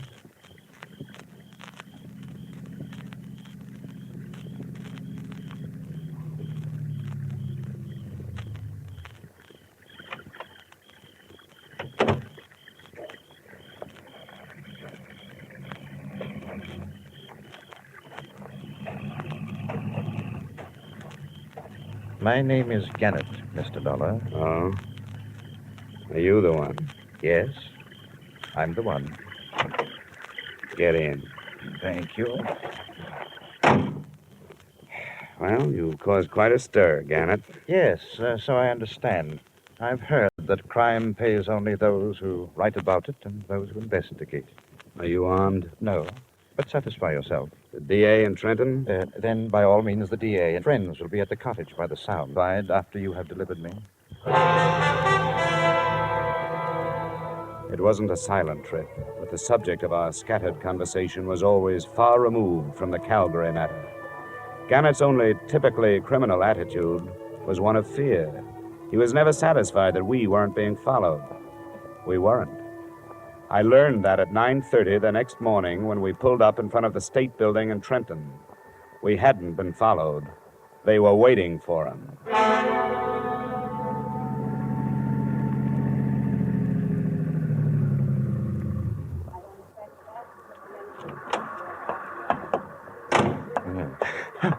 Al, no, don't.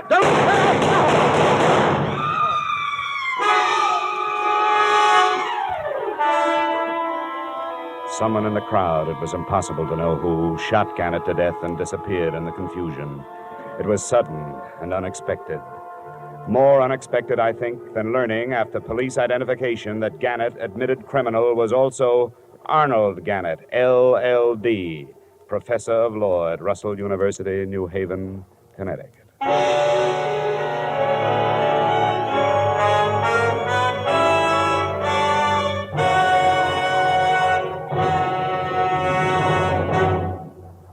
To make every day more enjoyable, treat yourself often to refreshing, delicious Wrigley's Spearmint Chewing Gum. The lively, full-bodied, real mint flavor cools your mouth, moistens your throat, freshens your taste. And the chewing itself gives you a little lift, helps you keep going at your best. So for real chewing enjoyment that's refreshing and long-lasting, always keep Wrigley's Spearmint Chewing Gum handy. Healthful, delicious Wrigley's Spearmint Gum will make every day more enjoyable.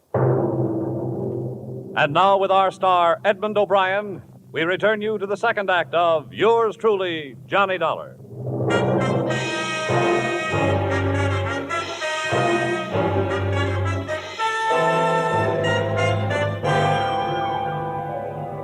A lot of answers died with Professor Arnold Gannett on the sidewalk in front of New Jersey State Building, but one had been born at the same time. They answered why the police of 6 states had made no progress in the Calgary case. They'd been following usual procedures, carrying out their investigations in criminal circles. There was nothing for me in Trenton except the possibility of a session of questioning by the district attorney's men, so I faded out of sight and started back towards the cottage on Long Island Sound.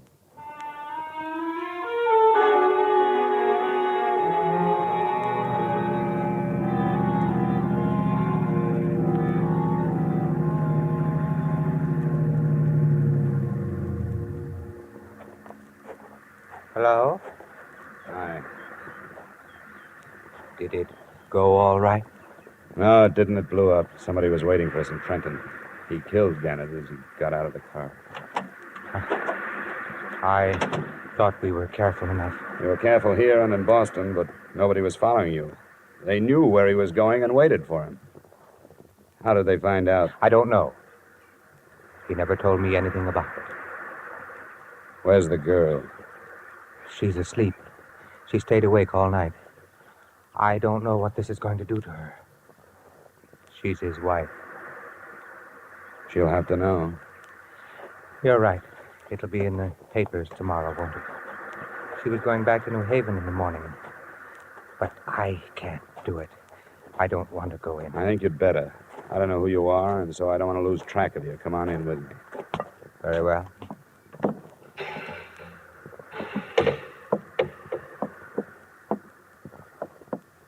Mrs. Gannett? Mrs. Gannett? Oh, what is it? There's been trouble. Yes, there has. Where's Arnold? He's dead, Mrs. Gannett. No, He was killed before he could surrender. I want you to tell me who did it. I don't know. I don't know. I don't know.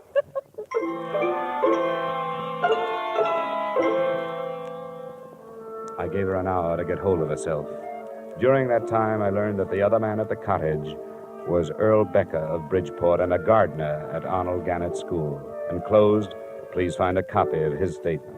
I'd known Arnold Gannett since he was a student at Russell University. We got to be good friends when we started to fish the Sound together. We didn't have anything else in common, but that sort of thing draws men together. I didn't know anything about the robbery until he told me he was in on it. That's all he told me. When he asked me to help him surrender, I said I would. When I returned to the cottage, Mrs. Gannett was dry-eyed. Mr. Dollar, I appreciate what you've done.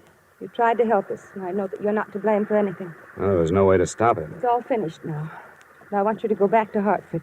Oh, it's not as simple as that. I've put myself out on a limb with the New Jersey district attorney. I won't get off it until this is cleared up. Are you telling me the truth when you say you don't know who your husband was teamed up with? I don't know. He wouldn't tell me. He said it was safer if I didn't know. What did he tell you? Nothing until after it was all over. 2 weeks after. And I knew he was awake at night because something was troubling him. He couldn't lie to me. Your husband was a brilliant man, a doctor of letters. How did he get mixed up in this thing? On Tuesdays, he taught criminal psychology. Before the end of the semester, there was a lot of discussion on the Brink robbery in Boston. And he thought he had the best theory of all. That the men who robbed Brinks had never been criminals before? Yes. And were able to come back to their respectable lives and hide in them. Did he offer that theory to his classes? No. That's what started it. He couldn't get it out of his mind. He told you this? Not until afterwards. It grew into a challenge that he had to do something about. So he did it. And was successful. When he told me, I made him promise to give himself up. I made him do it. I'm sorry I have to keep after you, but there are things I have to know. These classes of his, how many students? It was a large enrollment this year. There were hundreds. Did your husband ever mention a man named Al? Oh, there were so many. I can't remember. Well, he must have kept records. Where can I find a list of his students? At our house in New Haven. Well, then we'll have to go there. I'll be outside. Please let me know as soon as you feel able to leave.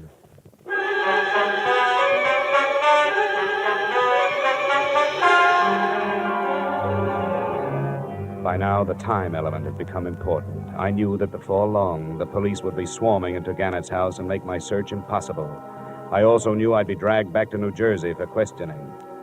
On the way into town, I tried to get some more information from Mrs. Gannett, but no luck. She apparently knew nothing of her husband's actions. It was 6 p.m. when she opened the door of Professor Gannett's office.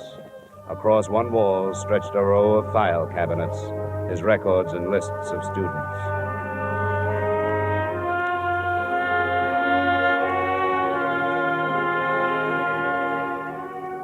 I never knew how many men's names start with the letters A and L. In an hour, Becker and I gathered from the 1949 and 50 enrollments some 100 names from Allen to Alvin. There aren't any more here. What do you do with a list like this? They live all over the country. Here's one from Arizona, Nebraska, Florida. I don't think we'll have to bother with them. You're dropping it? No. I think I've found it. Which one? Hey, that car. Check the window, will you? See if it's police. Yes, it is. I can't talk to them now. Show me the back way out of here, will you? This leads to the hall. What shall we tell them? Well, don't lie yourself into a trap. Tell them I just left. You don't know where I was going.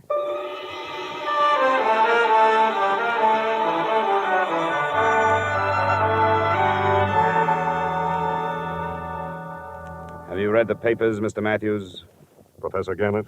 Yes, it's hard to believe. You knew him? Yes, I'd met him. I'm awfully sorry about this. But now you know how the robbery was carried off with such perfection, don't you? What do you mean? You mentioned it yourself. They knew exactly where the armored truck would be and when. Your son Albert was a student of Professor Gannett's. What are you intimating? Well, there are thousands of students at Russell. I don't know of any other who has connections with the company that was robbed. I won't stand for The this. crime was committed because of a fixation Professor Gannett had about the Brink robbery. He felt he had to prove that respectable people could commit a crime and get away with it. He did it. But he couldn't have without knowing where your truck was going and approximately when it left New York. Where is your son? Strangely enough, this possibility had crossed my mind, too, but I just can't believe Where it. is he? He's in his room, packing for a canoe trip up in Vermont. Which one is his room? I'll show you. Come on, it's upstairs. Your suspicions are very strong, aren't they? Yes, they are, Mr. Matthews. What have you learned about my son? That his name is Albert. Then there is no proof. I don't know. I want to find out. But he would have no reason to do anything like this. I have always given him everything he wanted. But he's a brilliant boy, much too intelligent. Here's his room. Al, Yes, Dad? What is it? may we come in? Well, I was just finishing. Oh, I'm sorry. Al, this is Mr. Dollar. I'm the investigator working on the Calgary Matter. Oh? Well, excuse the room. My stuff's all over the place. I'm going up north. Where were you this morning at 9 o'clock? Why, What is this? Where were you?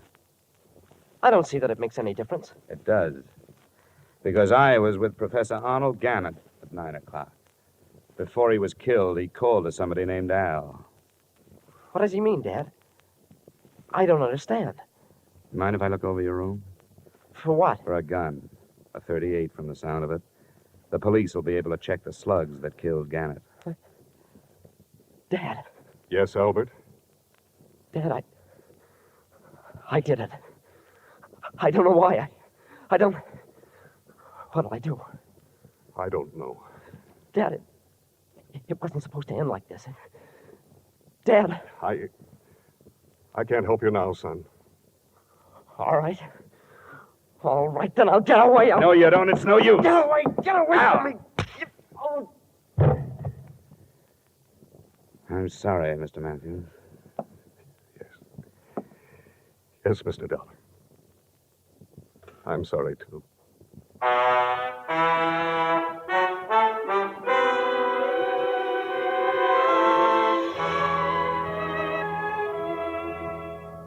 Albert Matthews' statement, by the time he had finished, involved two other law students. They, too, were from families that should have not included criminals.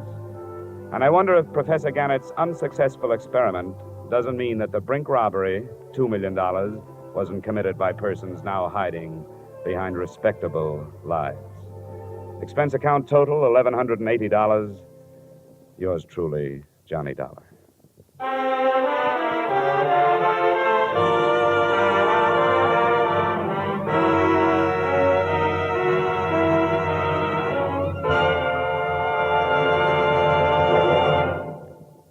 Remember, friends, to make every day more enjoyable, treat yourself often to refreshing, delicious Wrigley's Spearmint Chewing Gum. There's lots of cooling, real mint flavor in every stick. And chewing Wrigley's Spearmint helps keep you feeling fresh and alert. You feel better, work better, get more fun out of doing things. So indoors, outdoors, wherever you go, keep some healthful, refreshing Wrigley's Spearmint Chewing Gum handy. To make every day more enjoyable, treat yourself often to delicious Wrigley's Spearmint Chewing Gum.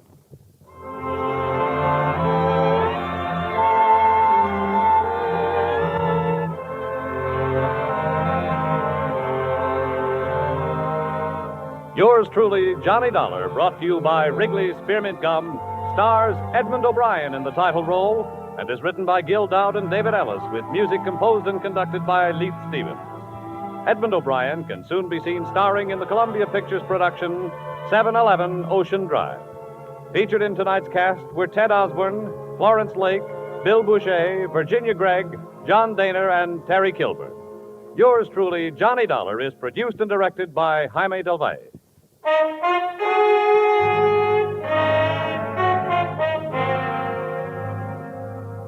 The makers of Wrigley's Spearmint Chewing Gum hope you've enjoyed tonight's story of Johnny Dollar and that you're enjoying delicious Wrigley's Spearmint Chewing Gum every day. We invite you to join us again next week at the same time when, from Hollywood, Edmund O'Brien returns in another adventure of Yours truly, Johnny Dollar.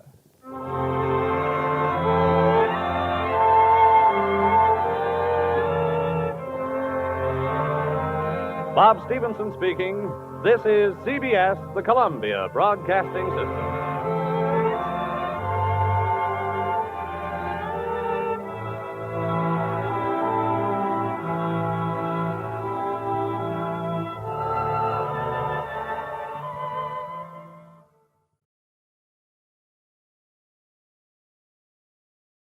Wrigley's Spearmint Chewing Gum, the refreshing, delicious treat that gives you chewing enjoyment, presents for your listening enjoyment Edmund O'Brien as Johnny Dollar. Cal Porter and Associated, Johnny. What's up, Cal? Remember the Unger case, about 1945? Henry J. Unger. The Your testimony sent him up for a 1 to 10 hitch. Insurance fraud? Yeah, sure, I remember him. They let him out yesterday. He's been noising it about that you're the top of his shopping list.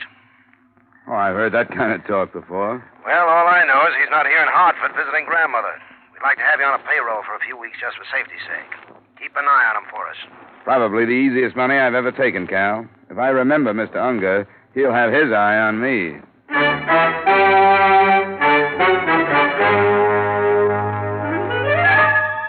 The makers of Wrigley's Spearmint Chewing Gum bring you Edmund O'Brien in another transcribed adventure of the man with the action-packed expense account. America's fabulous freelance insurance investigator. Yours truly, Johnny Dollar.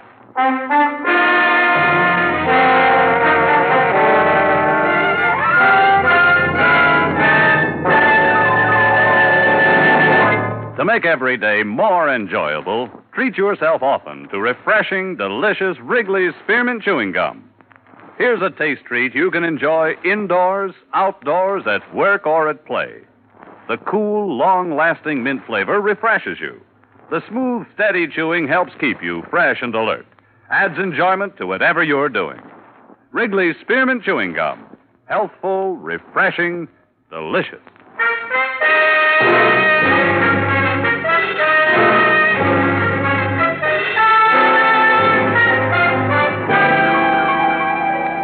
Expense account submitted by Special Investigator Johnny Dollar to the Associated Insurance Companies of New England. Attention, Calvin Porter. The following is an accounting of my expenditures during investigation of the Henry J. Unger matter. Expense account item 1, $2.20, night letter to Warden of State Penitentiary for dossier on Henry J. Unger. I just hung up and the doorbell rang. Just a second. Hello, Johnny. Eileen. Well, can I come in? Yeah, sure. Oh, nice place. Been so long I'd almost forgotten. Oh, I see you got rid of that imitation Rodin, the miniature. Wasn't your type, anyway. Oh, I must say you're not being very hospitable. Don't I deserve a drink? Sure. Well, what's the latest? Working as hard as ever. Oh, thanks. I'm sorry if I'm a lousy conversationalist, Eileen, but like you say, it's been a long time. I thought you said you never wanted to see me again. I did, once. But when I got your wire yesterday, I decided that My maybe... wire? I didn't send you any wire. Don't make me seem like a fool, Johnny. I got a wire from you asking me up here this evening. You said you wanted to talk things over. Look, I don't know who's playing a gag on you, Eileen, but I didn't send you a wire. I know how you felt 2 years ago when we said so long. Well, maybe I was wrong 2 years ago. I know I made some mistakes, and you made some mistakes. Let's see that wire. Well, sure. It's right here in my purse. Tonight at 7:30, let's talk things over at my place, Love Johnny. I didn't send that. You sure you don't know a few other Johnnies? That was a dirt crack. You like little things like this, don't you, Eileen? You like to write yourself notes, make up stories. You've got an A1 imagination. Well, I went all through that a long time Now, ago. you listen to me. This is no gag, and it's not my imagination. All right. Let's make things as pleasant as possible as long as you can. Fair enough. I thought a lot about you, Johnny. Oh, I'm not apologizing. Really, I'm not. Just thinking back. I'm glad it didn't turn out the way we originally planned it. I'd have spent half my life worrying over you. Oh, that's very touching, especially in light of the fact that every other evening it was somebody else. I told you, Johnny. Yes, that we were going to be pleasant. Oh, that's right. We were going to be pleasant. Oh. You expecting someone? No. Mr. Dollar? Yes? Maybe you don't recall my face. The name is Unger. Henry J. Unger. Mind if I come in?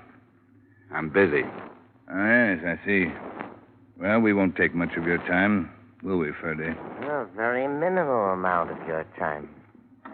Mind introducing me to the lady? What do you want, Unger? My name is Henry J. Unger, miss. Well, maybe Maybe I better go, Johnny. No, stick around. Go on, Eileen. I'll see you later. I said stick around. I guess you better stick around. She just came over for a visit. I'm going to let her go home. Oh, no. Maybe she'd like to watch the activities. Purdy, get out the needle. Now, look, Unger. Oh, you talk, just like someone in insurance. You make so much noise and you don't say anything. How's it coming, Purdy? Satisfactorily. It's all ready. And they were each having a drink, too. I noticed that. Got the rope? Now, you know I have the rope. That chair will be fine. Sit down, Dollar. What's the angle, Unger? You'll find out. Sit down. Can you work with gloves on, Ferdy? Sure. I could do it with mittens. And once around. Twice around. Once around. Twice around. Hey, look. What are you going to do? Why don't you let him alone? It's love, Ferdy. Let her go home, Unger. She hasn't anything to do with this. Finished, Ferdy? Come on, Unger. Ferdy, you finished? One more little minute. There. All done. And very sturdy, too. All right, Ferdy. Roll up his sleeve. Right. Hey, look. He's got a nice big blue vein right here. You know, it's so hard to find a good, nice, blue, bulgy vein on somebody. Feel, Unger, feel. He loves his work, this Ferdy. Used to be a lab technician at some big hospital. Didn't you, Ferdy? That's right, Mr. Unger. Hold very still, Mr. Dollar, and concentrate on this lovely girl you see standing before you. Just conceive of yourself as being a very big man, the President of the United States or something.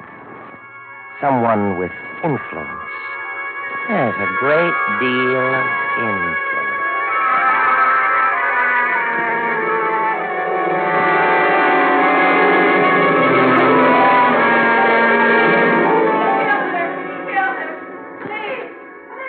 My head was loaded with nails.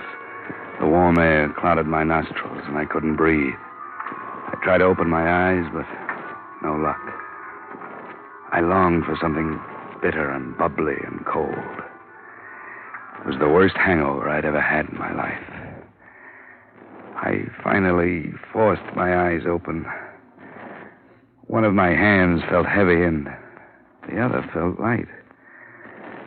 I turned my head painfully. There was a gun in my right fist. On the floor, dried blood. A lot of blood. And a girl named Eileen. Police!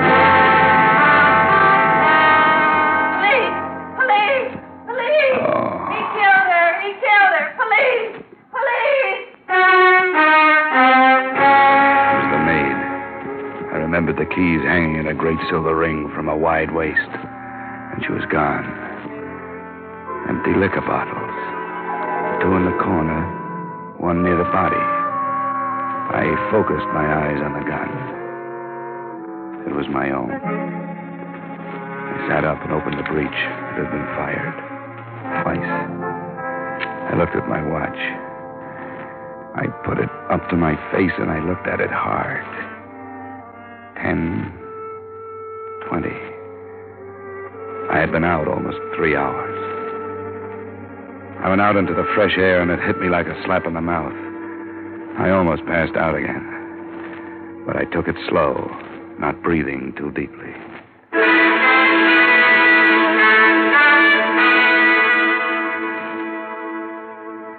Expense account item 2, $1, and I forget how many cents cab fare to the combination home and office of my good friend, old Dr. Norwich. I was still so groggy I almost fell into the house when he opened the door. Why, Johnny, here, let me take her out. Oh, I'm a little woozy. That I can see. Here, sit down before you fall down. Here we are. Look, Doc, I gotta trust you. I just been framed. Look at my right arm. The vein. It's been punctured. What did they give me? I don't know. I can take a blood sample and lab it up for you. Thanks, Doc. I can't be certain, but my opinion is you've been given a very adult dose of alcohol. Possibly a mixture of 50% alcohol and intravenous fluid. Can I prove it? Did you have a drink? Yeah, one. Well, I'm afraid gastric analysis would show a trace of alcohol. Yeah, but not enough to make me pass out. Well, by now, most of the alcohol would be in the blood whether you drank it or had it pumped into you. So it's a dead end, huh? If it's a frame, Johnny, I'm afraid the evidence I could supply wouldn't be much help to you.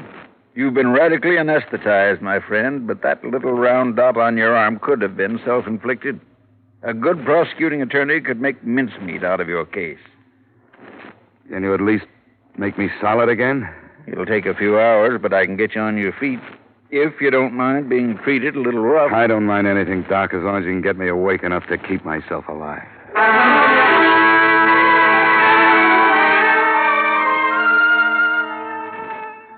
After a Swiss bath consisting of ice-cold water pressured at the body out of a stout hose, plus a potent shot of vitamin B complex and another cup of coffee, I felt almost normal. The throb in my head was gone. In its place was the cold realization that I was wanted for murder.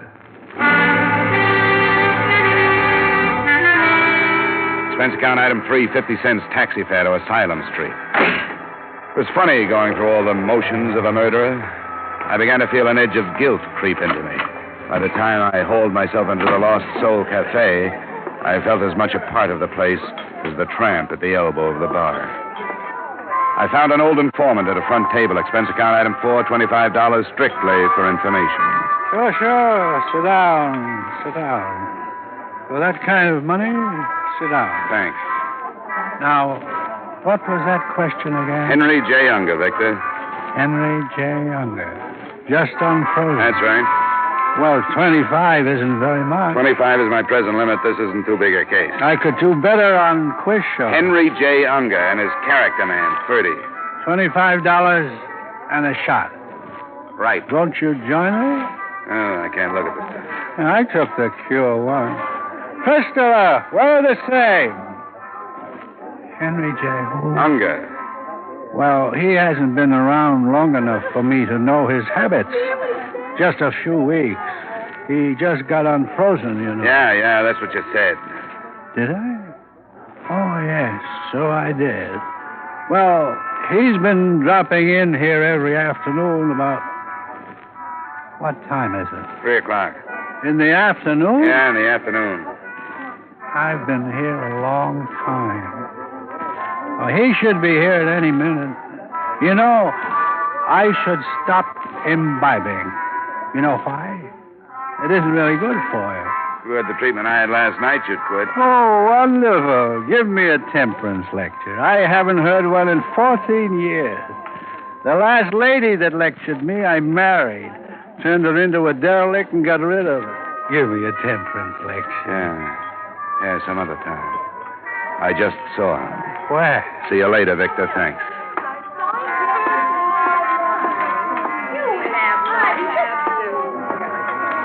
Hello, Unger.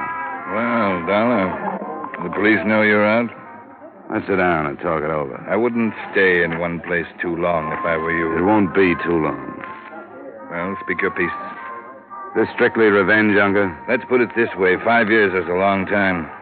Good thing I learned to behave myself, or I'd still be running the prison paper. You're the noisy type, Unger. You'd be the finger man if I so much as stubbed my toe. Correction, I would have been. Now I've got the law doing my dirty work. You haven't made a mistake. I planned this for 5 years. You won't find any mistakes. Oh, I thought a lot about you, Dollar, up at the resort. You know, in the years I've been in the insurance game, I've seen you guys come and go by the dozen. They turn you out of the same mold. You flip a few jobs, and it gives you a kick, and it goes to your head. Then comes that one mistake. They salt you away, and it gripes you. The world's to blame. You look around for somebody to take it out on. You talk a lot for a fugitive, Dollar. You're going to sit down over a piece of paper and write out a full confession, Unger. What makes you think so? This. A confession under duress isn't worth very much. It'll be worth a lot to me. For one thing, it'll be the truth. You'll have to prove I held a gun on you. Drop it, Dollar. What? I said drop it. You got the wrong man, Lieutenant. I doubt it, Dollar. You're under arrest for the murder of Eileen Kennedy.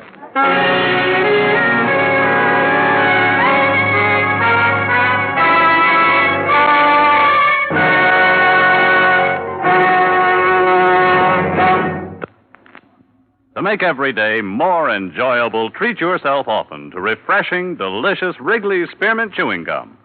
The lively, full-bodied real mint flavor cools your mouth, moistens your throat, freshens your taste. And the chewing itself gives you a little lift, helps you keep going at your best. So for real chewing enjoyment that's refreshing and long-lasting, always keep Wrigley's Spearmint Chewing Gum handy. Healthful, delicious Wrigley's Spearmint Gum will make every day more enjoyable. And now, with our star, Edmund O'Brien, we return you to the second act of Yours Truly, Johnny Dollar.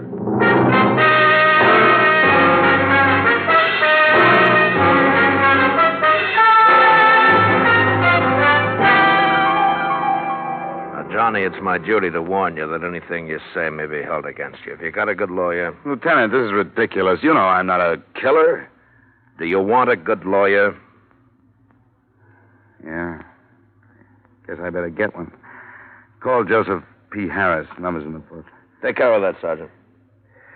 Yeah, it looks bad for you, Johnny. When the DA gets hold of this evidence, he's going to be pretty nasty. You have any contradictory facts? Yeah, sure. I'm innocent. Can you prove it? Oh, come on, Dollar. You're in trouble. It was a beautiful job of framing, Lieutenant. All right, tell me what happened. Eileen Kennedy received a telegram yesterday. It asked her to meet me up at my apartment at 7:30 the next night that I wanted to talk. You two had quite a romance at one time, Yeah, we had quite a romance, but I didn't send that telegram. Can you prove it? I didn't send the... No. No, I can't prove it. Go on. Well, she got there at 7:30. We had a few words. Fight? Not a fight, differences of opinion. We weren't up there 5 minutes when the doorbell rang. It was Unger. He was with a guy he called Ferdy. Well, what happened? Unger pulled a gun on me, sat me down in the chair, and Ferdy tied me up. Then Ferdy injected alcohol into my vein, enough to make me pass out. He dumped a few bottles around the apartment, probably pouring the liquor down the drain. And when I woke up, Eileen was lying dead on the floor next to me. That makes a good story, Dollar. Well, here's the mark on my arm. You can still see it. Yeah. All right, Johnny, now it's my turn. We found Eileen Kennedy in your apartment. There were 2 bullets in her, one in the abdomen, one in the chest, penetrating the heart at the right ventricle. From my gun? Yeah, the one we took from you when we captured you. .38 automatic. Lieutenant, We found empty liquor bottles around the place. Gastric analysis at autopsy of the girl showed alcohol. Sure, we each had a drink. A drink or many, there was a trace of alcohol. Now, you say you didn't take more than 1 drink. Can you prove it? Can you prove it? Can you prove it? Can you prove you washed your face this morning? I don't have to, Johnny. Okay, Sergeant, take him to his cell. When his lawyer comes, send him right in.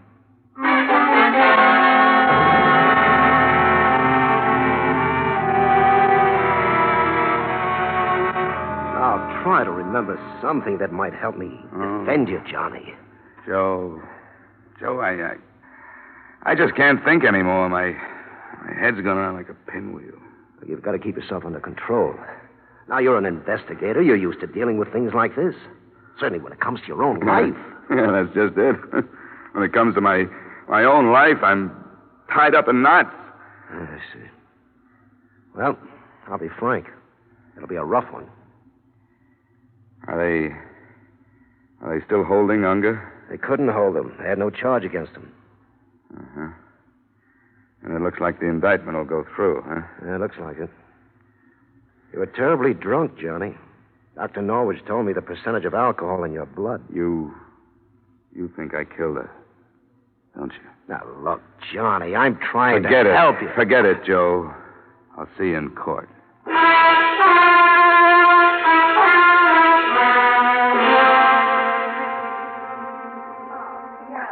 Excuse me, would you mind moving over one, please? Oh, there. Oh, sorry. Just got here in time. Hear ye, hear ye, hear ye. This Honorable Court of Connecticut is now in session pursuant to adjournment. Judge Samuel B. Epstein presiding. Be seated. The State of Connecticut versus John Dollar. We'll waive a jury, Johnny. I think you'll have a better chance. We'll take a jury, Joe. Start picking.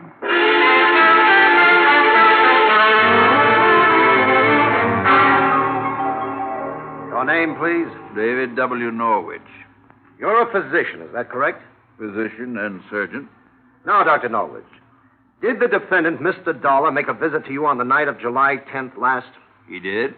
Would you mind explaining the circumstances of that visit to the jury, Doctor? He was very sick. I had to help him inside. He was so sick.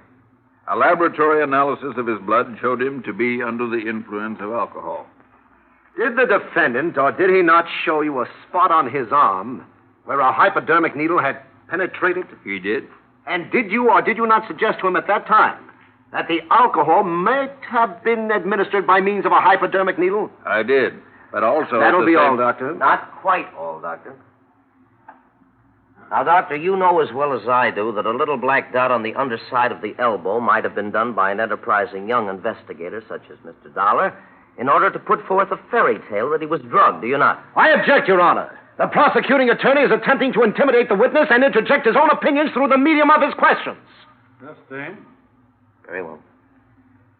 Doctor, is there any possible way of showing through laboratory tests of one sort or another whether alcohol had been administered by hypodermic or by mouth? Yes, there is.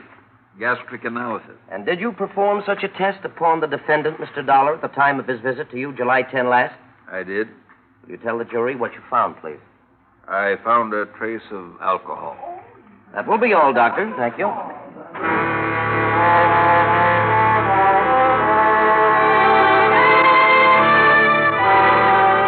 Your name, please? Rochelle Happerston. You know her, Johnny? Happerston, where do you live? 1024 and a half Pitkin Street, East Hartford. What relationship did you have to the murdered girl, Miss Kennedy? I was her roommate. How long had you roomed with Miss Kennedy? Oh, about 3 years. Now, Miss Happerston, did the defendant, Mr. Dollar, ever call on Miss Kennedy? Well, not for the last 2 years. But prior to 2 years ago, he did call at her place of residence. Is that not correct? 2 years ago, yes. Yeah, now, is it not true that Miss Kennedy and Mr. Dollar were about to be married? Yes, that's true, but that was 2 years ago, too, so far as I know. Just answer the questions, Miss Happerston. Well, you want the truth, don't you? We'll get the truth, Miss Happerston. Now, were you present when Miss Kennedy received the wire from Mr. Dollar requesting her to meet him at his apartment at 7:30 the night of July 10 last? Yes, I was. And what do you remember to be her reaction? Hand me that pad. Well, she was very confused. She said she didn't love him, and she was hoping he wouldn't ask her to start again. And she went to Mr. Dollar's apartment under the impression that there was a chance that he might ask her to get together again? Objection, Your Honor. The witness cannot know what went on in the mind of the deceased. Sustained. Strike the previous question from the record. Proceed. In your opinion, no, let me put it this way. Did Miss Kennedy not say to you only a day before the time that she left for Mr. Dollar's apartment that she was not in love with Dollar and that she hoped he would not ask her to marry him? Yes, she did. That will be all, Miss Happerston.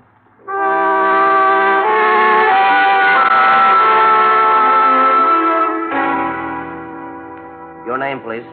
Javier Sawyer. Would you state your occupation? I'm a lieutenant, Homicide Bureau, Hartford Police Department. Lieutenant Sawyer, you were in charge of the Kennedy case, were you not? Yes, I was. You examined Mr. Dollar's apartment following the crime? I did. Did you find empty bottles of whiskey in the apartment? I did. How many? 4. And where were the bottles placed? I only saw 3. Well, one was adjacent to the body, 2 were in one corner of the living room, and 1 was in the kitchen. Now, is it possible that 1 or more of those bottles might have been consumed previous to the night of July 10th, the night that Eileen Kennedy was killed? No, sir. Why do you say that, Lieutenant? Well, there were a few drops of liquor in every one of the 4 bottles. Had the liquor been consumed previous to that night, these drops would have evaporated by the time we got there. Thank you, Lieutenant. Your witness, Mr. Harris. No questions. Looks bad, Johnny. 4 bottles. I only saw 3. Maybe a plea of guilty. A hypodermic? What'd you say? Joe, I've been in a fog. Put me on the stand. I'd advise against it, Put me on the stand, Joe.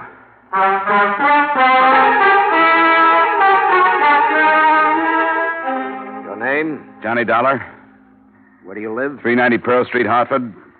I'm going to point out to your attorney that you don't have to testify. You're aware of that. I am. Now, did you kill Eileen Kennedy? I did not, and I can prove it. Please. Ladies and gentlemen. Please continue, Mr. Dollar. Now, there were 4 empty liquor bottles found in my apartment the night Eileen Kennedy was killed. Get that? 4 bottles. 1 near the body, 2 in the corner, and the police say they found 1 in the kitchen. All empty. Lieutenant Sawyer testified that by examining the degree of evaporation in the bottles of the residual whiskey, those bottles had been emptied the night of July 10th and not before. Go on.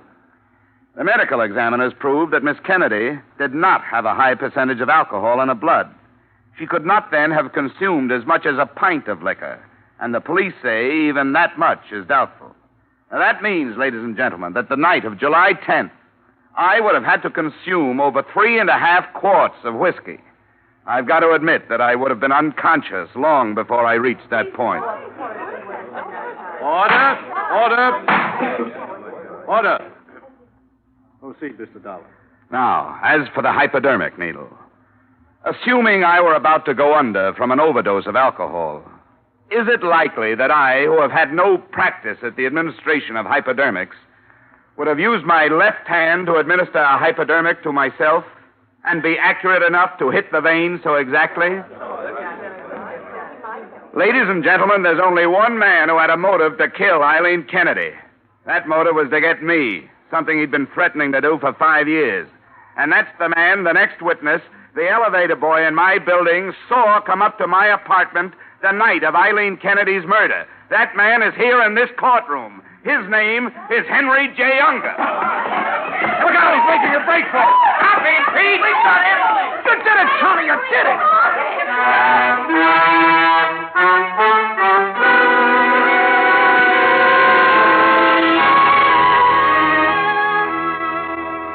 So the case of the state versus Johnny Dollar became the case of the state versus Henry Unger. Freddy's confession under fire isn't going to help Unger any. You might sum up my whole case in one sentence. Alcohol and murder don't mix. But I'm not kidding myself. If Unger hadn't got panicky at the mention of the next witness, I might have gotten what he deserved. Just shows what a little nerve, some fast bluff, and somebody else's sense of guilt will do for you. You see, there is no elevator in my building. Expense account total, $50.39, and more worry than you've got stockholders. Yours truly, Johnny Dollar.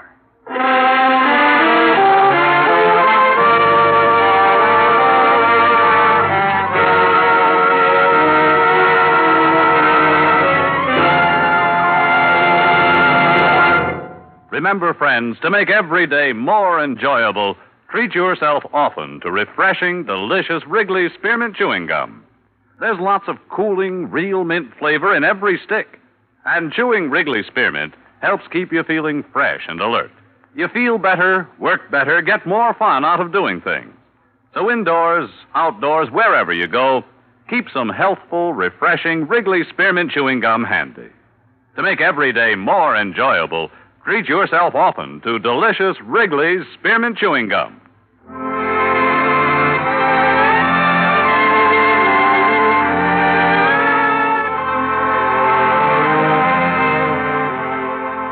Yours truly, Johnny Dollar, brought to you by Wrigley's Spearmint Gum, stars Edmund O'Brien in the title role and is written by Gil Dowd and David Ellis, with music composed and conducted by Leif Stevens.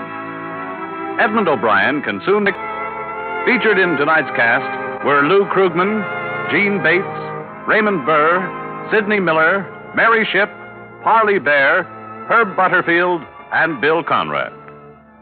Yours truly, Johnny Dollar, is produced and directed by Jaime Del Valle.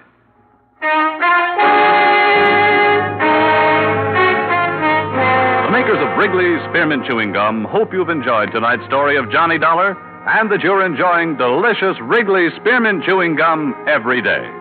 We invite you to join us again next week at the same time when, from Hollywood, Edmund O'Brien returns in another transcribed adventure of... Yours truly, Johnny Dollar.